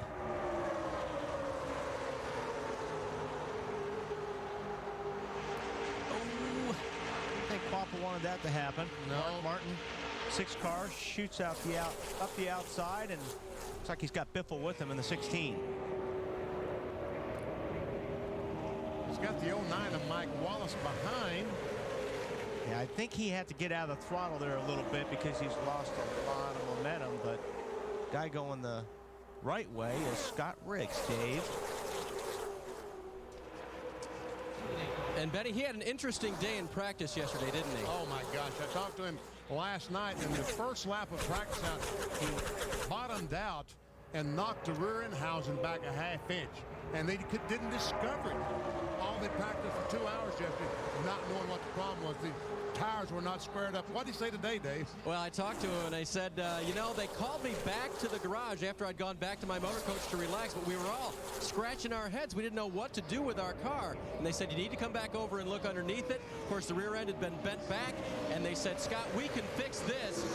And Scott went to sleep last night believing that this was the race car he had under him before it had that problem, and one that he could race to the front. So far, so good. But the thing, they chased that around. They didn't know that was bent, so they made a lot of changes on that race car trying to fix it, and then they found out that the rear was knocked back, correct? No, absolutely right. Yeah, they spent the whole 2 hours, as I said, scratching their heads, chasing it around, really, in essence, wasting time trying to find something that had a bad baseline. And now they went back to just their baseline setup to start this race. Scott reporting that the car is just a little bit tight, but really pretty good as he moves forward. Matt? Dave, the 42, Casey Mears out on the bottom. The first 10 or 11 laps, he was up on the high line. Now he's trying to work his way back up there, right behind his teammate, the 40, David Stremme. The car worked much better on the higher side. Wasn't as tight. Tab Boyd, his spotter, was working him up there. Finally got him up there, AB. Well, the report on Michael Waltrip's race so far, he started to make his way toward the front from his 23rd grid position, got up to about the 11th or 10th spot, and then kind of got hung out of the draft for a second and lost all that ground back, quite a bit of it anyway. Michael's saying right now that his car can't really keep up by itself. He needs a strong push, like he's getting right there from Scott Riggs, to make some progress through the field. And Scott Riggs trying to get by the 09 of Mike Wallace, and there's Wimmer. If he can get by those cars, then he's got one more to get by, and he's in Travis Quapple. So Riggs trying to work his way forward. Remember, there will be a pit stop during this race, sometime probably between lap 30 and 35.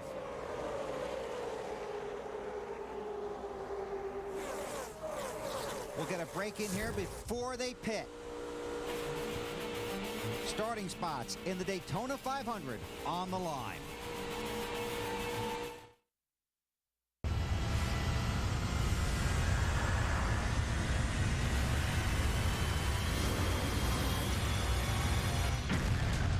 Coming to TNT. We have 18 days before it hits Earth. Hold on! We have one chance to save this planet. Armageddon, Saturday, February 25th at 8 on TNT. TNT. 3 starters pizza! This race day, order the 555 deal. Add a 2-liter Coke and get a 30-day free trial of NASCAR.com's Race Day Scanner. Here we go. We've got it up to 300 miles per hour. Not even a hint of drag. Thanks for checking. I'll see you tomorrow. Forgot my hat. Dale, don't! Great American Race, the 48th annual Daytona 500, a weekend of racing from Daytona coming up on TNT and NBC. Kyle Busch continues to lead, but while we were away, things got exciting for Robbie Gordon. And Robbie Gordon in the 7 car got a little bit loose. Biffle was right up on the back bumper. Took a little bit of air off Robbie's spoiler, and Robbie did a nice job saving it. But I think Robbie may think that he's got some problems because he's kind of dropped back. 14th last time by, looking back from Kevin Harvick. It doesn't look like much, but you know what? At 185, it's a lot. That's a sitting in that great race deal. car. And currently it's Travis Quapple and Mike Wallace in the 09 car. As a matter of fact, Wallace just goes by Quapple to move into the top position of the non-qualified cars. Dave on Travis. Having just a little trouble with his car right now, Bill. He was really free on the bottom of the track, so he moved up to the high line, and now he's reporting that the car wants to push toward the wall, exiting the corner. So talking about making some adjustments for the 32 on this next stop. It's not good when you're pushing toward the wall, is it? No. Mike Wallace, that 09 car, goes by Biffle. Moves into the 9th position. How about the Biff, Marty? He has a very tight race car, and he said he just cannot keep that car on the bottom. You see, that's why he's running high right now. Doug Richard came on the radio because Greg keeps saying it's getting tighter the longer I run. Take care of that right front. We saw some right front problems in race number 1 today. So when that race car is tight, you don't want to force it to turn, do you guys? And they talked about the 29 car having an experimental setup under it. I don't think it's working well. No. I don't think it is either, BP. He looks like he's struggling, although Bobby Labonte is back to 6th spot. So he kind of dropped back in the middle of the pack, and now he's fighting his way back up. He's right behind Mark Martin in the 6th car.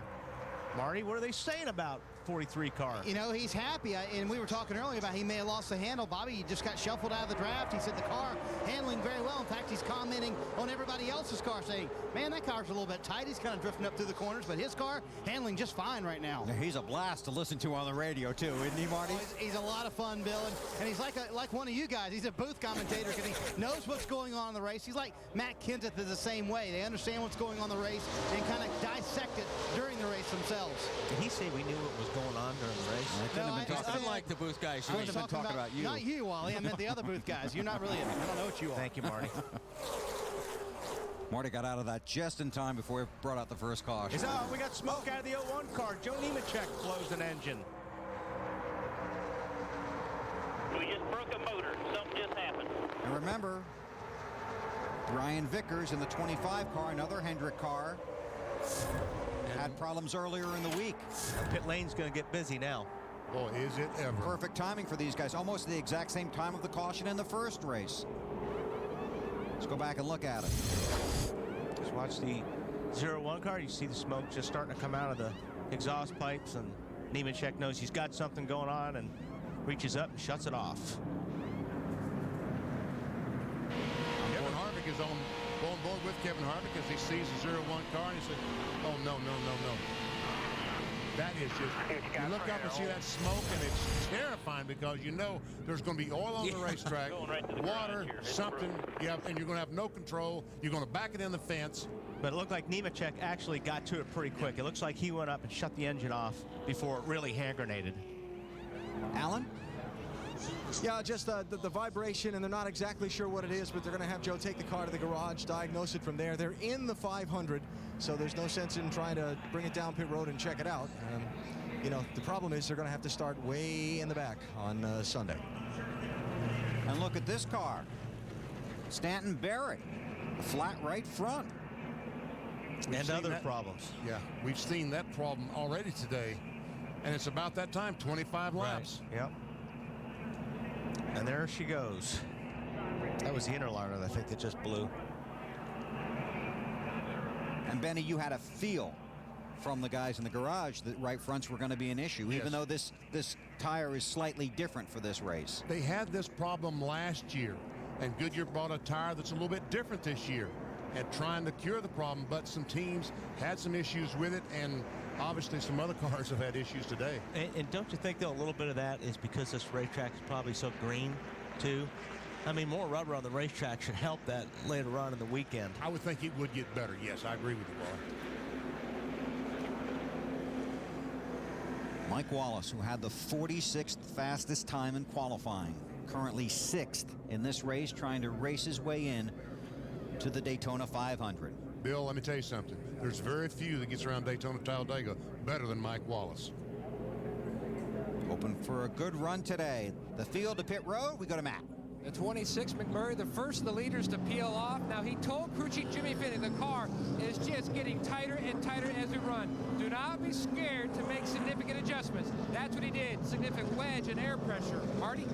Bobby Labonte in the 4th position, Matt. They asked what changes he wanted with the car. Bobby paused for a moment and said, nothing. 4 tires, no chassis changes. Alan?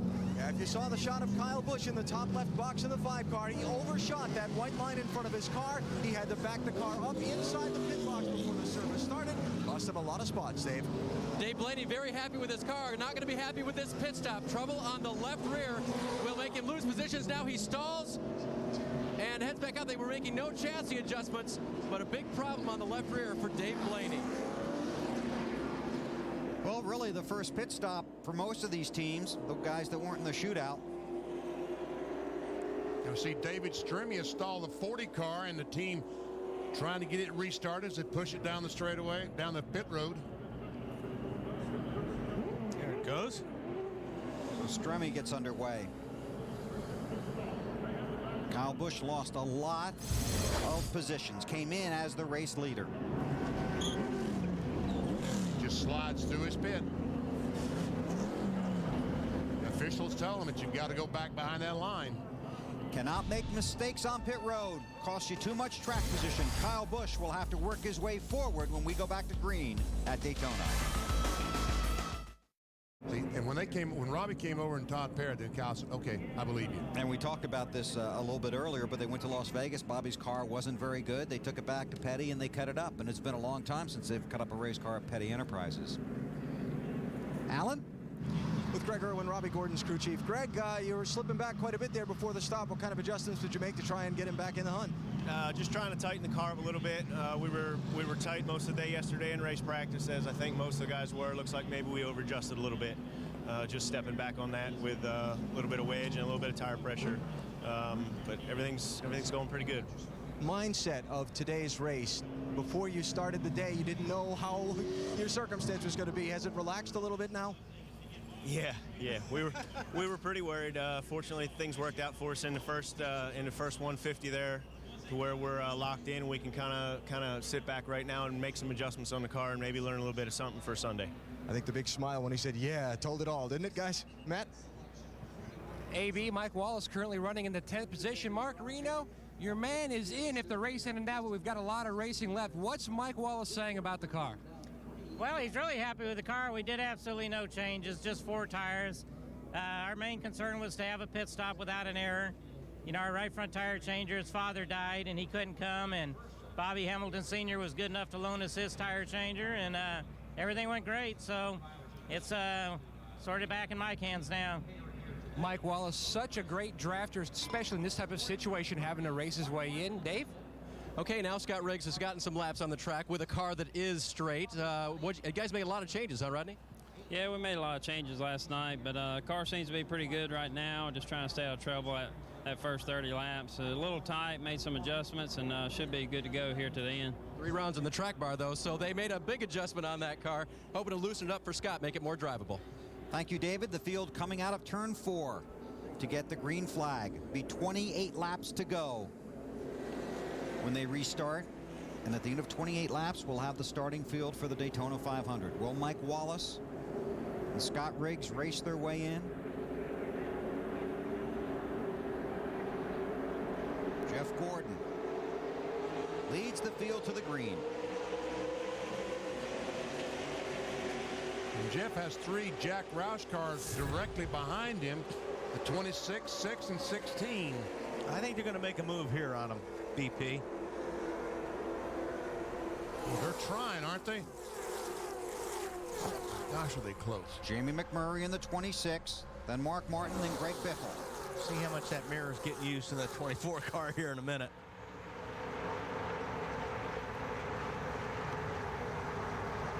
Mark wants McMurray to go. Mark's not going to wait.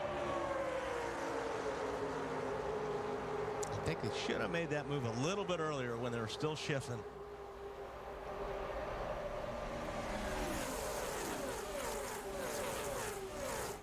Single file through the first dozen cars.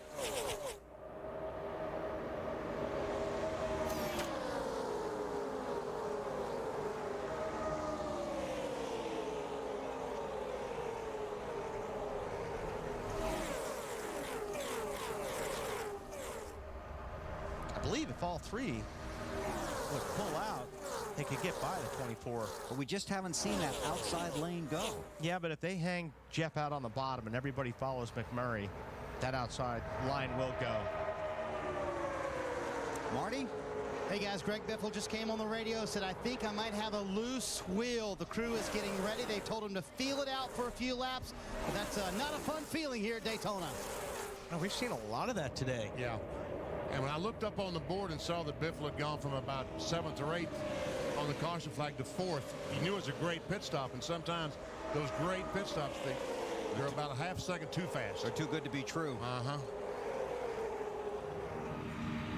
How long do you wait? How long do you wait if you're Biffle? Well, you wish it away for about 2 laps. And when it doesn't go away and the vibration will get worse and worse, that's when you've got to make a judgment call and say, hey, this thing's ready to peel off the wheel. I need to come in. You're kind of hoping as a driver that a yellow will come out. Right. You're sitting there going, man, I hope a yellow comes out before I have to do it. But then it's a driver finally have to make a decision that it's gotten too bad and you have to come in. Allen on Kyle Busch. Yeah, remember Billy went from the lead back to 7th place because he overshot his pit stall on the pit stop a minute ago. When he left pit road, Kyle came on the radio, apologized to his team, said, I hope I get the hang of that by Sunday. His crew chief, Alan Gustafson, told him, that's all right, just settle down, take a deep breath, and we'll work our way back to the front. Dave?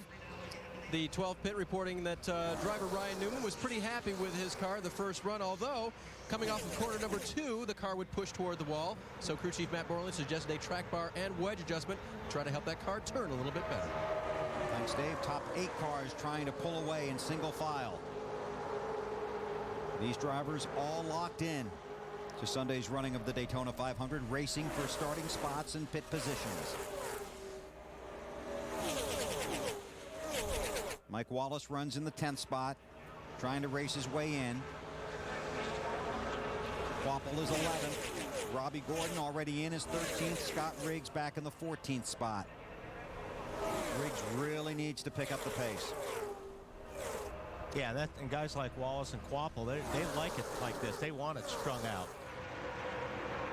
Hopefully they can break away from the guys behind them trying to race their way into this 500. It's Casey Mears in the 42. There's Mike Wallace in the 09. Travis Quapple's locked in based on his time.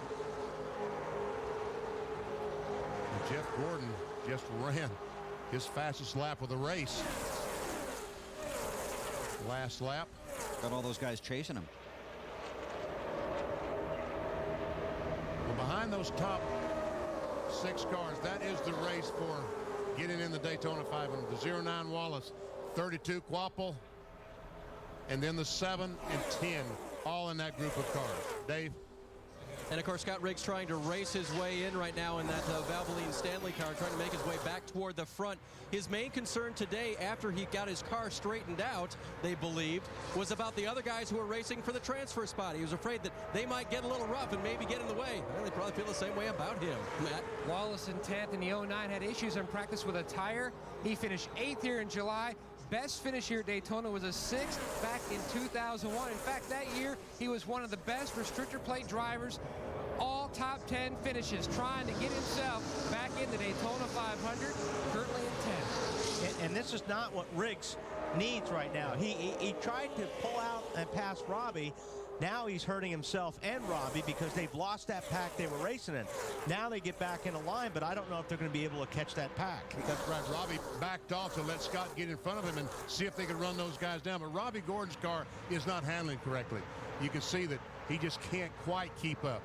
Does Riggs get impatient back there because nobody else is making a move? Well, and he's the last guy in line, right. And that's the worst place you want to be in the draft because you have a chance of losing that draft because you have nobody behind you. So, yeah, he said, man, I got to do something here.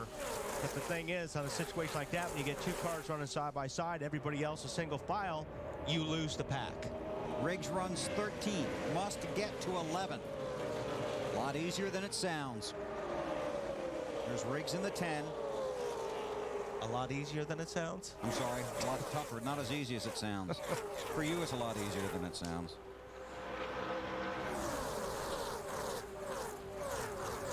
We look ahead, there's Michael Waltrip in the 55.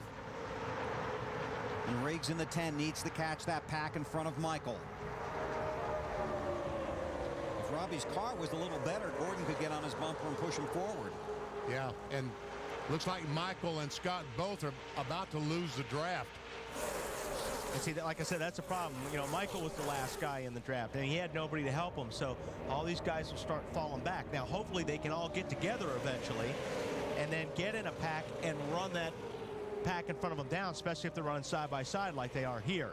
That will help the guys in the back catch up. Less than 20 to go. See, Biffle talked in the 16 car, talked about a loose wheel. He has lost about 5 or 6 spots, so I don't know if it's just an ill-handling car. Marty, what is he saying now? Well, you remember last year when Greg Biffle came on the radio, said, guys, I have a loose wheel, waited about a minute and came on and said, I'm just kidding, I don't have a loose wheel. I don't think that's the case today, but he has not mentioned anything about a loose wheel since the very first reference, so evidently the vibration went away. Now behind him, Scott Riggs has caught up. All these guys side by side. Here he comes, right behind Mike Wallace and Travis Quapple. If he can get by the 32 or 09, he would be in the Daytona 500. Talking about the 10 car. That is the race right now.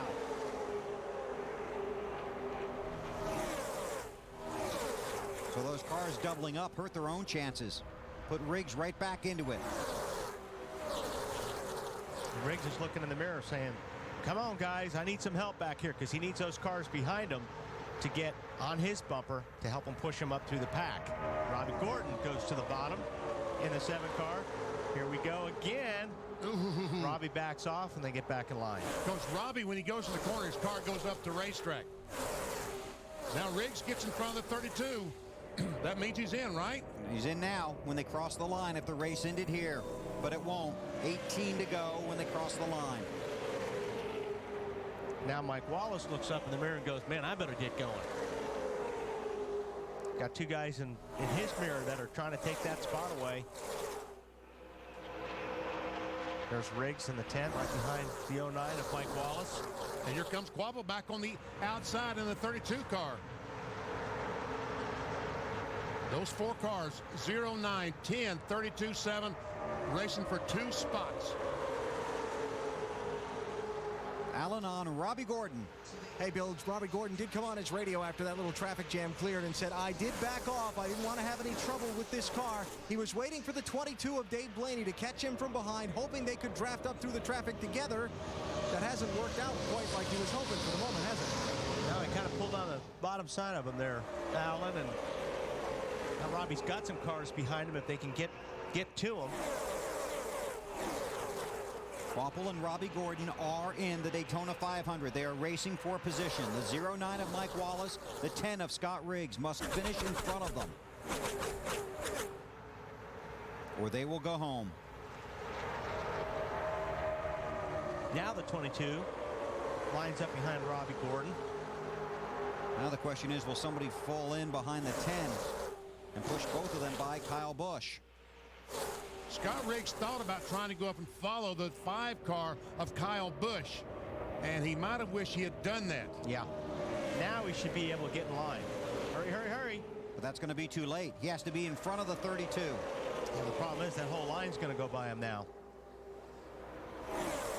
His foot's through the floor, isn't it? Oh, it's yes. to the floor. Really needs to try to slide up in front of that 32 car, but I think he missed his opportunity. Dave? And no comments from Scott Riggs on the radio, just his spotter giving him occasional idea of where the corners of the other cars are. Scott concentrating, not saying anything back. He knows he has what he has, and he has to race it to the finish here. Right now he's got enough, BP. He caught a break because this bottom, the low line took off, and he went with them by Travis Quapple in the 32.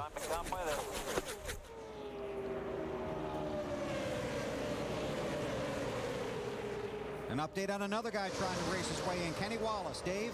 And he's not doing as well, Bill. A well-known name, but a car that is not familiar to most. The 78 car of Kenny Wallace. He's now caught this pack on the outside, kind of the brown-looking car there, and Kenny trying to race his way. And the problem for him has been that coming off the corners, the car has wanted to push toward the wall all day long. They adjusted for it on their pit stop. It's still doing the same thing. Wallace now, though, in contact with those cars he would need to pass. He can see them. Question is, will he be able to catch them? Now Travis Quapple has gotten back by Scott Riggs. And what, Kenny Wallace is going to get in this mix right there. He's on the bottom of the 41, Reed Sorensen. Just doesn't seem like Kenny's car can suck up to the cars in front of him. And if it's pushing up in the turns, he's in the wrong spot. Exactly. Well, he's there now. Blaney looking at making it 3 wide. Decides to fall in behind the 32.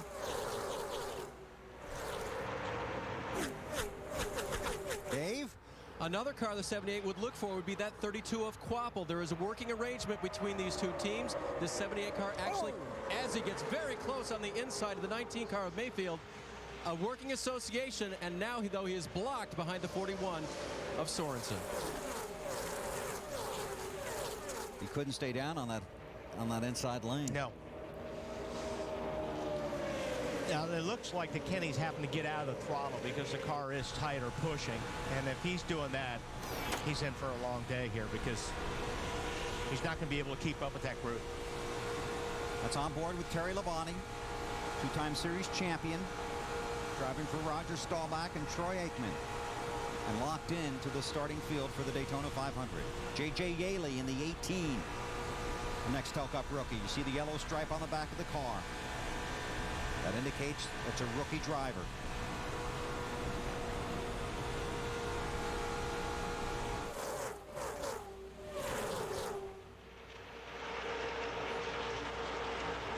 Quapple, Wallace, Riggs in the 10. Needs to get by Blaney in the 22 and catch those 2 cars. Man, how nerve-wracking this is for Scott Riggs. Mike Wallace and also Travis Quaffle. Riggs was unable to complete his qualifying lap, did not post a time. Has nothing to fall back on. It's a new team, even though it looks similar to the car Riggs drove for a different team last year. No owner points. And now Riggs gets by Mike Wallace for that spot. All of a sudden, looks like the 09 car is falling back, like he might have a problem.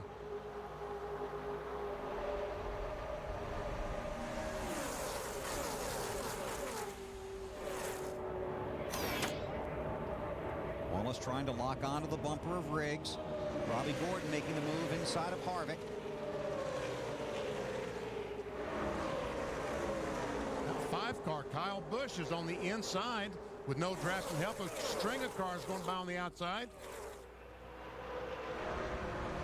Here comes Mike Wallace to try to draft for that 5. That might work. Underneath Riggs. Side by side to get into the Daytona 500. You know how hard they're pushing that gas pedal right now. Their foot hurts. It doesn't get any closer than this.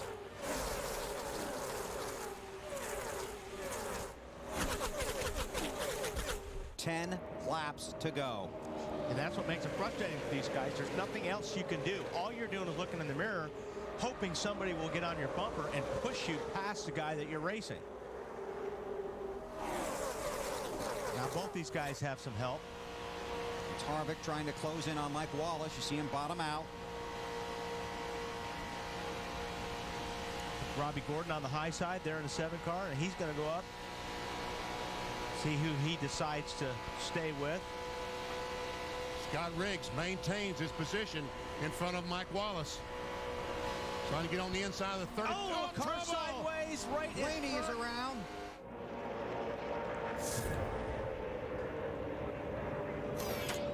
Wow, that was a good job of everybody missing that one. Around, guys. Awesome job, Dave. That was unbelievable save right there. Well said. Left rear tire is flat. And that's what he seems to think happened to the car. Caution is out. Left rear, right rear, but it blew one of them. Watch Blaney in the 22. Yep, left rear does look like it goes down. Wow. Riggs, Mike Wallace both just barely get by him. What do you think their heart rate is right now? Riggs and Wallace.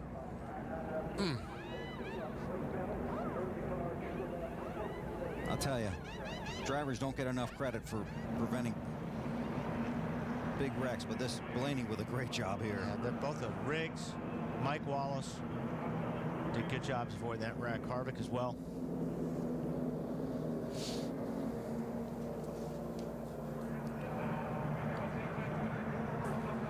One more look at speed. Watch him, make sure he doesn't come up in front of you. Come. Wow.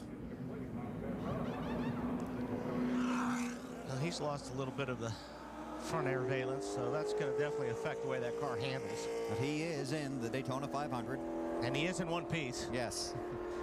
Okay, now we saw how much pit stops helped Bill Elliott late in the first race. Yeah, everybody's got, except Jeff Gordon stays out. Michael Waltrip stays out. Newman stays out. Mike Wallace stays out. Matt. And the 26 slides to a stop. They were looking at going 2 tires. Let's see if they feel like when he slid into the box up, they're going to stick to their game plan. Don't feel like they flat spotted him to Snyder. Mark Martin's already gone, Matt. Just 2 tires handling perfectly. We'll see if those 2 tires can get in the lead. Dave. 4 fresh tires for Scott Riggs. No adjustments to the chassis. Slight air pressure adjustment. Wants it to turn just a little bit better. Scott trying to get the fresh rubber for better handling on the racetrack. They talked about staying out for track position, which he had. Oh, trouble with the jack. The jack fell. They're going to have to push it up by hand. Now they have it back up. Scott losing all those positions. And their one fear was that they would go back out single file and not have enough time to get their position back. That's one thing you said earlier, that one mistake like that can keep you out of the Daytona 500. And you'd have to believe the guys that came in and got tires have an advantage, but Mike Wallace stayed out. They didn't make any mistakes on his pit stop. Only a handful of laps to go. Will it pay off for him? Track position. Yep. With only 8 or 7 laps to go, and this thing all goes back to racing. Here we see them coming around the other side. Jackman trips, he falls. It goes up. When they take off the tire, the left front tire hits the jack handle and releases it. That's why it fell. So they probably lost, what, an extra 7 or 8 spots because of that. Probably. And that's a lot of track position when you're out of time. Scott Riggs came in 11th. And came in locked into the Daytona 500 field if that had been the final lap of the race. Now he will be deep in the field with just a handful of laps to go, and perhaps the sun setting on his chances of making the Daytona 500. We're only going to have... Is that Travis going down? Oh. Yeah, Travis Kvapil going to pit lane now? Sure looks like it. Dave, what are you working on? Well, I'm with Rodney Childers, now crew chief for Scott Riggs. Rodney, that is one of the dangers of taking on those 4 fresh tires, isn't it?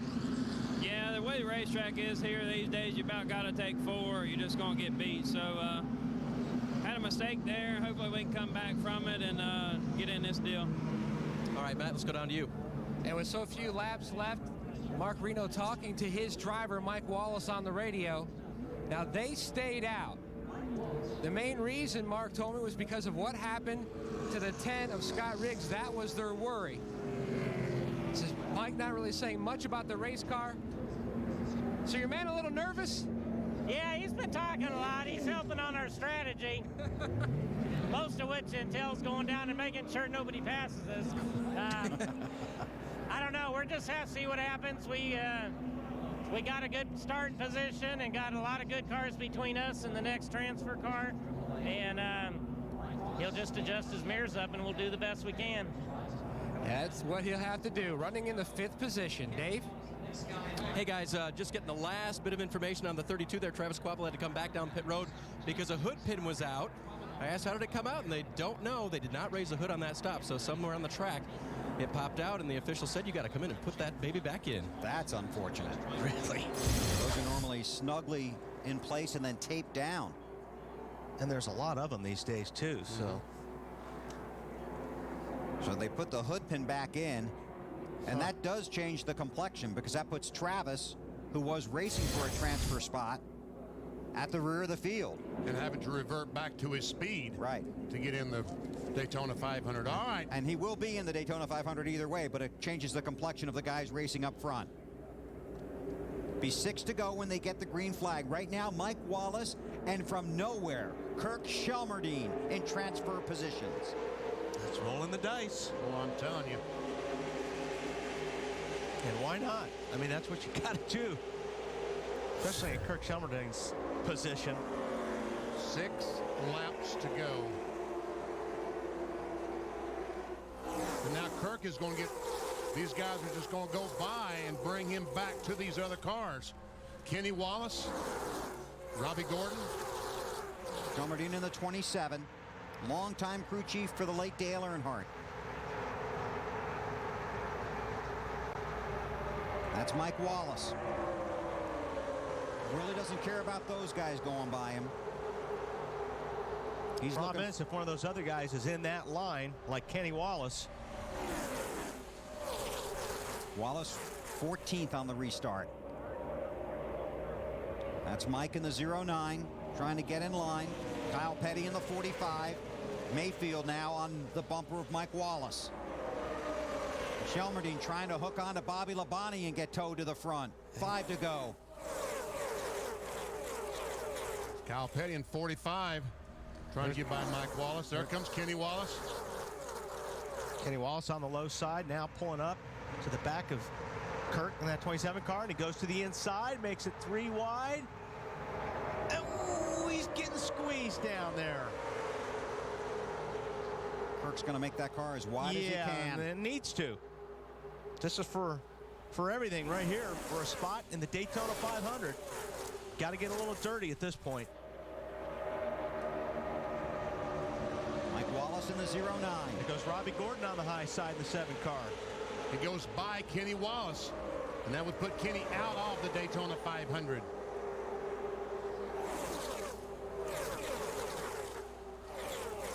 There comes Scott Riggs, the 10 car, with those 4 fresh tires. He's in this group. Oh, there's contact between Yaley and the 27 of Shermaldine, and Kurt falls back. He had to get out of the throttle there. Riggs picks up another position, trying to catch Yaley.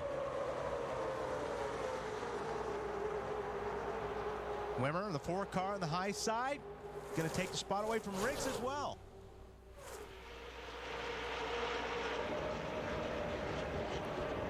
All of a sudden, the 10 car, Riggs, is losing. He's lost his momentum. Lost his momentum, but he looks like he's lost more than that. Well, maybe not. Comes Quapple. Car that had to have the hood pin replaced, the 32 of Quapple. Michael Waltrip slides up the racetrack. Up front, Kyle Busch. On the inside, Kyle Petty trying to get around Biffle. 2 Petty Enterprises cars in the top 10. Those guys all locked in. Check out the transfer spot. They are all bunched together right now. And it's the Wallace brothers side by side for the last spot. Mike in 09, Kenny in 78 alongside. Here's Terry Labonte in the 96 car, the high side of Kenny Wallace. Less than 2 to go. Riding with Terry.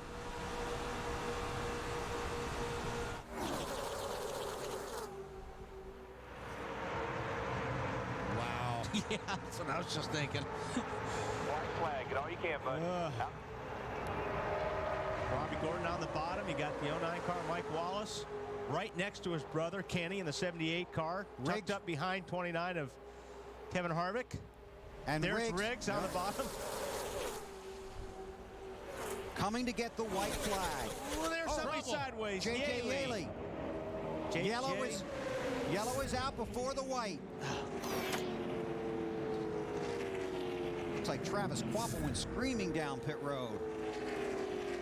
NASCAR won't appreciate that. Well, they did say in the driver's meeting, if you have to take pit lane to avoid a wreck, just reduce your speed. I think he forgot the second half of that. Yeah. Yaley to pit road. Nextel Cup rookie.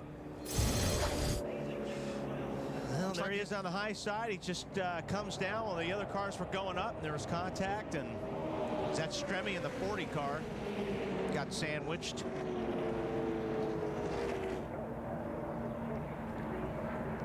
Now the field is frozen when the caution comes out. Looks like Yaley actually came down on Stremme. That's what it looks like, yes. You can see the caution lights clearly out before they get the white. So we'll go green-white checkers. Whew, Quapple got through that barely. May have some damage on the right side of his car.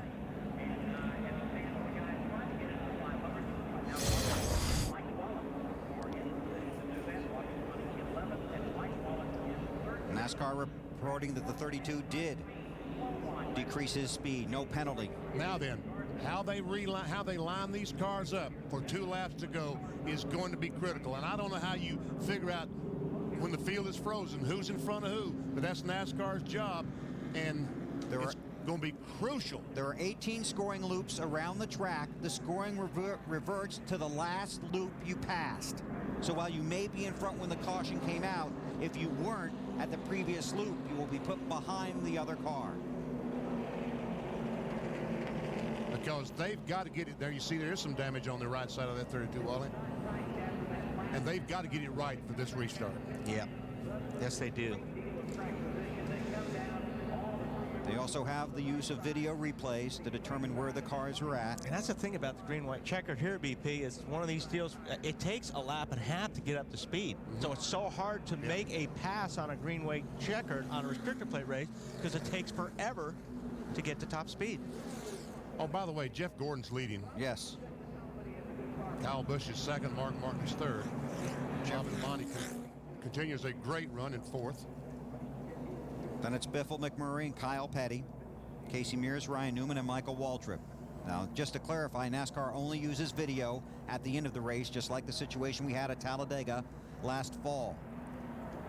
For this restart, they will rely on the scoring loops around the track. Let's check with Dave. Joe Garone, crew chief for Kenny Wallace in the 78, very calmly and coolly sitting here. Didn't look like he had a shot there for a while, and then Kenny came up through there. Yeah, he's so good in the draft. You know, the Furniture Row Chevrolet here has been a little bit tight, and that's been hurting us. But we got it freed up on the last pit stop, and it's just a matter of track position. Now he's up here with 2 tires. Hopefully we can get her done. Do you think you have enough people around you that want to help him get into the 500? There's a few of them, you know. Maybe his TV career helps. I don't know.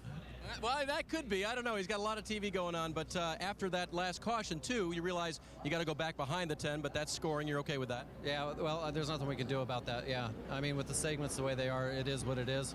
And I'm more concerned about the 19 being lined up behind the 10, but or the 2 of them being lined up, so we'll see what we got here.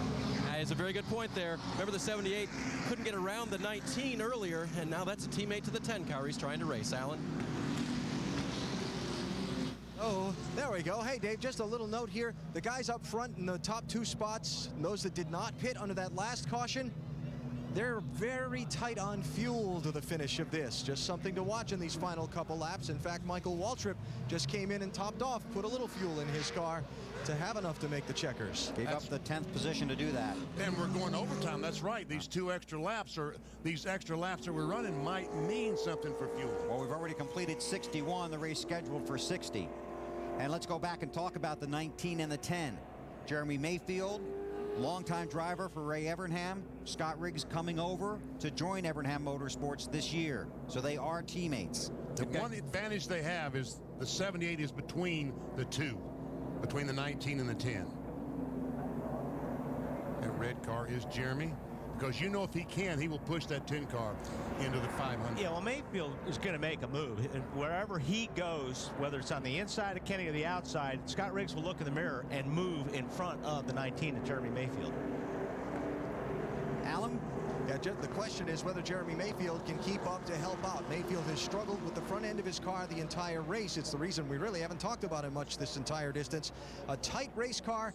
Can he help Scott Riggs in these final few laps is the big question mark. And if he knows, well, he's got a tight race car too, so yeah, that may be a problem. But if he knows 78, Kenny Wallace is tight, he wants to try to pass him on the outside. Because Kenny will have to lift because his car's sliding so much. One crack at it. One attempt to finish under the green. Green flag, then the white flag, then the checkers to determine the final drivers in the 48th running of the Daytona 500. The battle begins back in the 14th spot. Gordon leads the race. We'll watch the guys up front for fuel.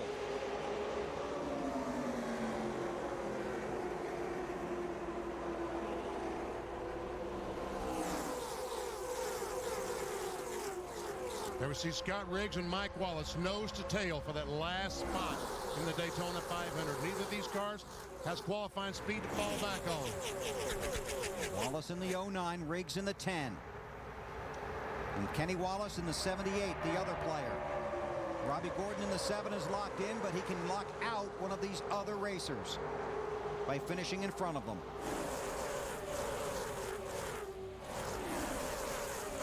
Riggs has got to make something happen here pretty quick. Because he's running out of time. He needs to get on the side of Mike Wallace somehow. Last lap. Up front, Gordon continues to lead, Busch in second. He has fresher tires than Mike Wallace. I don't know if it's going to make any difference or not. Here comes Kenny Wallace. The 0. Oh, he turns him sideways. Oh, great save by Scott Riggs.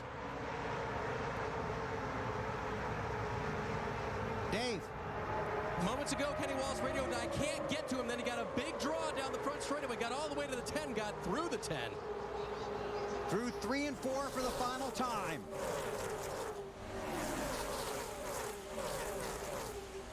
Up front, Jeff Gordon continues to lead. He brings the field to the checkered flag. Here's the race to get in the Daytona 500. Mike Wallace makes it. Scott Riggs will not.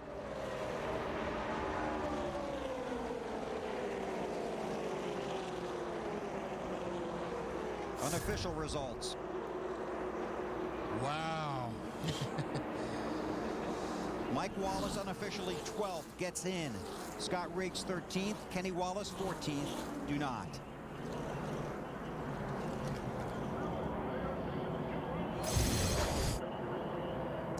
watch the 78 of Kenny Wallace try to squeeze in between Scott Riggs and Harvick.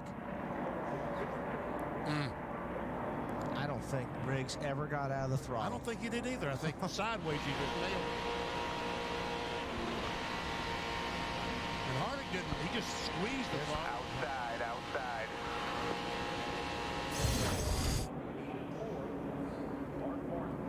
That's going to be a happy fellow right there. Jeff Gordon wins his 3rd Daytona qualifying race. Starts outside the front row on Sunday. That was already locked in.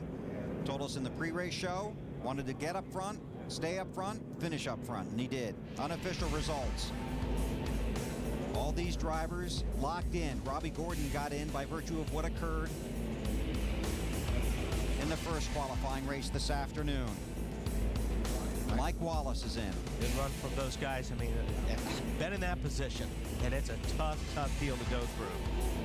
These guys, Scott Riggs, Kenny Wallace, Scott Wimmer, tough day for them. Michael Waltrip is in. Kurt Shelmerdine. And the 32 car, Travis Kvapil, he will be in the show based on his qualifying speed last Sunday.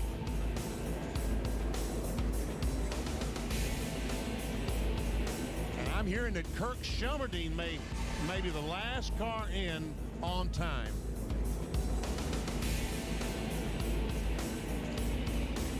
He will be just thrilled. Oh my gosh, can you imagine? Paul Menard would have been the next guy. Every spot counts. It sure does. Yes, if the 32 had gotten in by position, right, then Menard would have made it on time. Exactly right. A familiar sight, the 24 car of Jeff Gordon in Victory Lane at Daytona.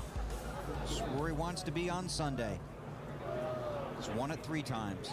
He'll share the front row with Jeff Burton.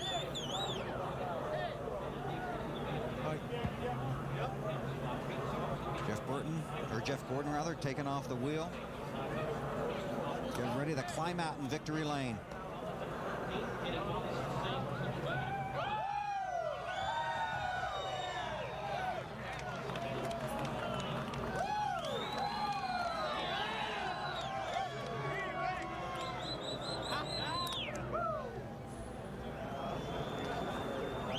Jeff, you lost the lead at the early part of the race. Once you got it back, no one could get around me. Tell me about your car in this event. Car was awesome. You know, obviously we wanted to be out front the whole time, and you know, on those restarts when you're side by side, just depends on where you get the push from. And Bobby seemed to get a little bit better push. Kyle Busch, my teammate, had a great car, and he got by all of us. And I just, you know, really was fun just riding there in second behind him.